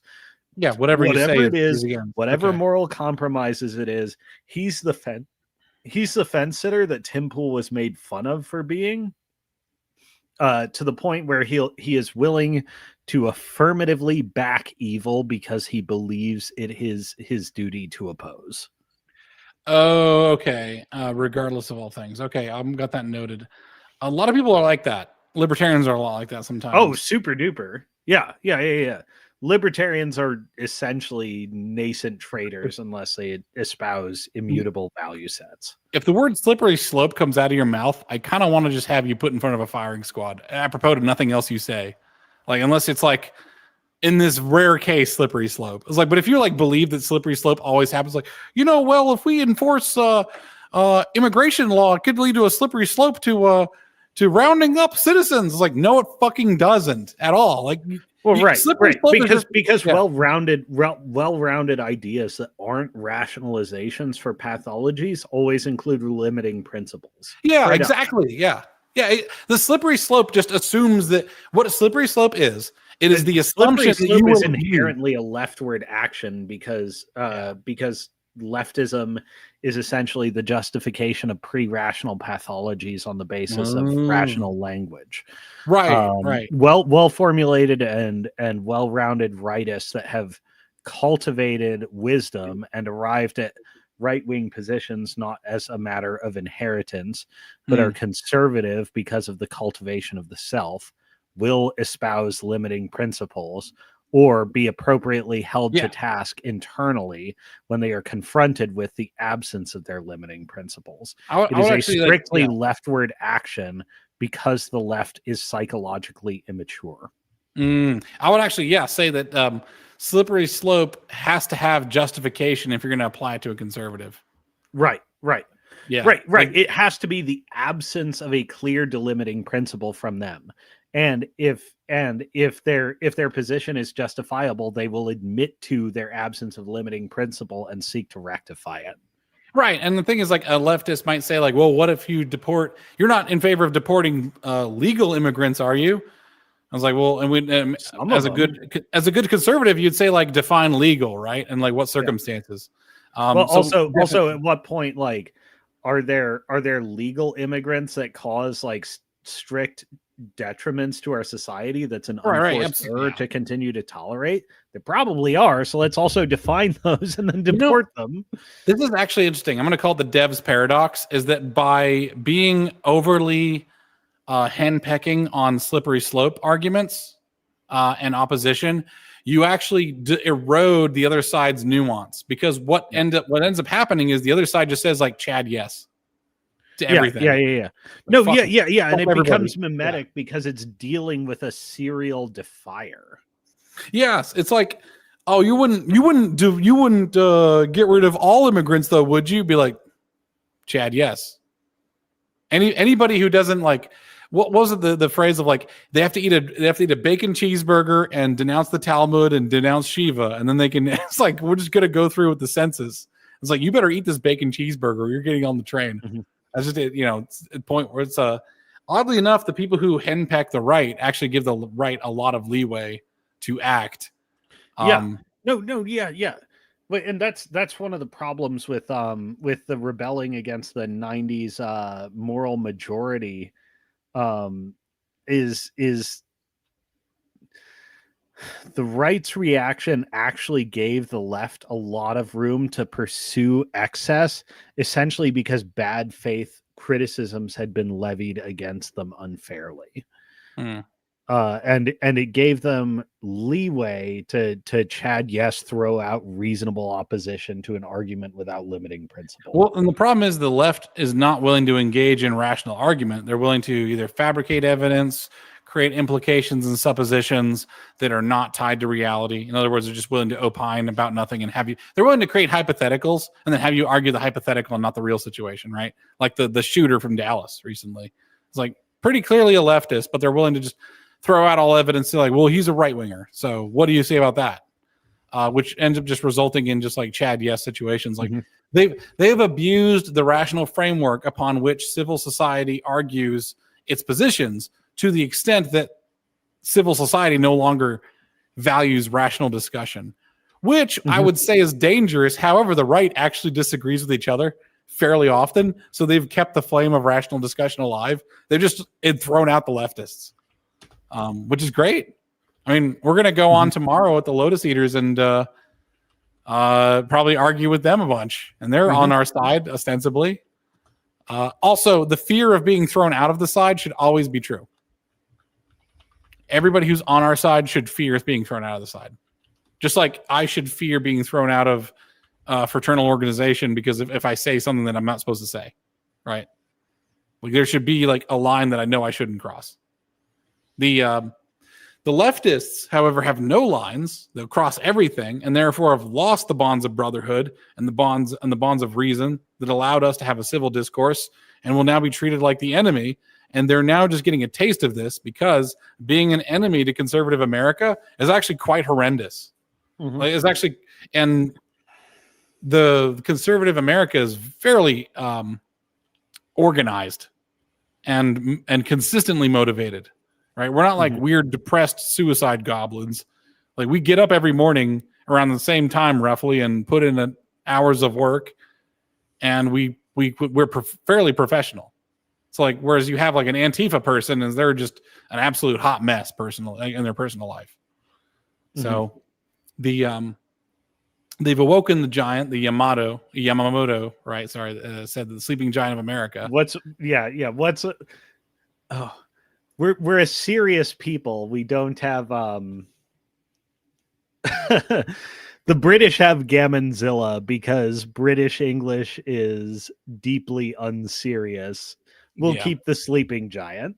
You're the sleeping giant. Dude, America just wakes up and smashes shit and then just goes right back to sleep. It's like, well, that's sorted. Like the time from like World War II to like we're going back to chilling out and just living our happy lives, like milkshakes and French fries, was like 10 years. It's like taking your best girl on a date. We went from like bayoneting Japs to like, I'm taking my best girl to the dance hall. We're going to go get some fries and milkshakes. It's like, Jesus Christ, the swiftness that you went from brutality. It's like the guy who's like fixing your car tires and changing your oil is like, I've killed Fitty Man. It's like, good for you, old timer. Gee willikers, that's pretty neat. I'm gonna go dance now. I'm gonna do the twist. It's like Americans just got no middle button. We just go like ape shit and then we go back to normal. It's kind of disconcerting. You ever notice a person who just like be normal most of the time and then just once in a while just go ape shit? It's like I don't want to fuck with that guy.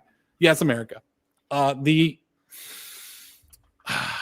sleeping giant that is America is going to stomp out the left, I think, pretty quickly. And the clerks are rising up, and I think a lot of it's going to be the investigation of the money sources of a lot of our problems. But here's the problem with the left is that they can't actually do anything to stop it because all this money is spent and all the records are already there. All the actions are there. All the media is already recorded. Like if the right just stopped doing journalism today, they'd still be screwed. The enemy the left would still be screwed. Because everything is there. Like Antifa as a network, like people, they can make the arguments that Antifa is not real all they want. It's not convincing to anybody because they've already lost. They lost the rationality. Like, as I said, they were ejected from the rational argument. No one cares. To the point where we just call them dipshits. Right. Well, that's the thing. It's just like the Charlie Kirk assassination. Like, it doesn't matter what the actual ideological alignment of the shooter is, although he is very likely a leftist. What matters is you came out in favor of the shooting and said, damn, I wish that was me. Give me more. It doesn't matter whether the shooter is a leftist or not. It's that you all admitted to wanting to be him and wanting more. You named yourself as the villain by owning the act. It doesn't matter whether he was or not. You want it. Yes, exactly. They want more of it. And like they always reveal themselves on these shootings. And to respond that way to a shooting is ghoulish. It's actually insane. Like, oh, you're not a civilized human being at all. You're a human being, but you are fucking dangerous and unwilling to engage in civilized behavior. One thing I will also say is that the people who are not willing to acknowledge the vast asymmetry of these situations is to be considered an enemy. If you're both sides are like, oh no, your career's over. Your career's over and I want you investigated. I want people going up to your house and asking you what you really think. Like, you should feel threatened by this because that's such a stupid and traitorous statement. That would be like during the World War II. It was like, hey guys, I think the Nazis have some points though too. It's like, you're going to the State Department immediately. Like, I'm reporting you. You're a like you're I think the Soviet Union's got a right to do the things they're doing. It's like, oh, like, okay, all right, I'm reporting you. That's it. I don't give a shit. I don't give a shit. It's like, well, the fairness and the both sides. Like, nah. It's over. Yeah, you had 10 years to have some level of fairness. Like, you guys had 10 years to levy some sense of fairness and oneness and unity. And now that your ass is wide open, skyward, and there's a sword falling from the sun, aimed for that ass. It's like, now all of a sudden you want gravity to stop? No. I'm not going to do nothing. Fuck you. People are showing up outside of people's apartments right now. Good. Dude, McCarthyism is not just a government thing. McCarthyism is a citizen duty as well. We need to find out who wants to kill us. That's not unreasonable. Who wants me dead? I want them found. I want to know who those people are. I want to know who wants me dead. I want to know who's apologizing for those who want me dead. I want to know who's trying to rationalize the murder of other people. If it was on the other side, you better believe right people would be on it, because we did it during George Floyd. Like, people are obviously saying, like, oh yeah, it was the fentanyl issue too, right? Nobody was happy with Derek Chauvin. Mm-hmm. A couple of people said, like, oh, we want him pardoned, but that, like, disappeared after a week. It wasn't a serious effort. It's like, no. We're not doing this. Well, there's also a sober-minded understanding that Chauvin had a background of other issues and happened to be nailed for this thing. Yes, correct. Yeah. Like, he'd had complaints before, and what he had complaints before, and it was apparently on the cusp of going away for tax issues, anyways. Oh, that's true. Oh, that's funny, man. If it ain't that, it's the taxes, isn't it? What I'm saying is that the battle lines have been drawn, and the people who are doing the apologia are now being targeted, and as good, because you guys are like the tentative first steps onto the shores to invasion. I was like, nah, we don't want that. Just stay off. Like, this is a beach you don't go. This is our beach. Don't ever step on it. Like, don't take one step onto our property line or blast you. We're declaring castle doctrine. And I think the grave of a martyr is a pretty good place to start. Yeah. And I think the laws that make our country what it is a pretty good start. So I get a little bit angry. I don't want to hear any philosophers tell me about shit about that. Like, no, this is the boundary. This is an American, and that's the border, and that's it is. Like, you guys want to come on here, you got to become an American, and that's the taste of the Americans. Americans are really flexible with what makes an American. By the way, I don't think Americans had much of a problem with that until they imbibed too much European philosophy. Had too much problem with what aspect exactly? Oh no, just that they took too much Euro philosophy on board. I mean, oh no, you're good. Yeah, that we essentially onboarded continental disputes or continental metaphysics without challenging, because it was an egghead discipline, and we suppose it was mostly harmless eggheadery. Yeah, there's no such thing. I think no, there really isn't. There really is. Crazy. It's crazy how, like, targeted this stuff is. Like, when people will go back and say, like, wow, this was a demonic philosophy. It's like, it's strangely fit for purpose. Yeah. In terms of corruption. That's crazy how it is. Yeah. I think America right now is beginning to assert itself. We were a zombie nation, which is why I do give America a bit of credit for the global American empire, is that we weren't ready for we're a cordyceps nation. Yes. We were infected by diseases, and we became the prime mutator, incubator, and spreader of that disease. Yeah. And we were just asleep. Exactly. And the internet was essentially us climbing up to, like, the top of a tall rock or mushroom and our heads bursting open. Yeah. The argument that America deserved to die as a people and as a nation, as an ideology, you can actually make that argument. Because the thing is, what I say is, like, as a Darwinist, is I'm like, but we didn't. And we we lived to fight another day, and we managed to, like, shake the cordyceps off and, like, pull our own brains out halfway, and, like, like, just moved our way back, like, lived our life, right? Like, we're in the process. This is a future discussion, and I think what we had originally set out to talk about this week. Yeah, you front real good as a cult mechanicus Oh, but yeah, you're yeah. actually an apostate. And I think, like me, you're a synthesist, Christian Darwinist. Maybe. down. Well, we'll see. We got to explore that taxonomy. Like, Yeah. it is a road of brutality and savagery that is the experience of man. Will be our salvation. That's how you know you're a Darwinist and not a cult mechanicus. Cult mechanics don't believe in brutality or suffering as inevitable. Correct. They want to like transcend through technology. Yeah, that'd be Right. interesting conversation. Absolutely. Well, that is a fantastic teaser for another time. Maybe we should just do that in the next one, right? I know you got the Diamond Age. I listened to it.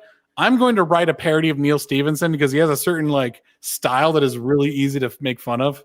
Sure. Yeah. Yeah, just like it is so funny. Oh So yeah, you had 20 something hours of road trip. I'm curious to get your thoughts on the content, but I also look forward to that because Stevenson is parodyable. Yeah, it's so funny. It's so funny. Anyway, all right, guys, I will see you guys next time. Thanks for joining in.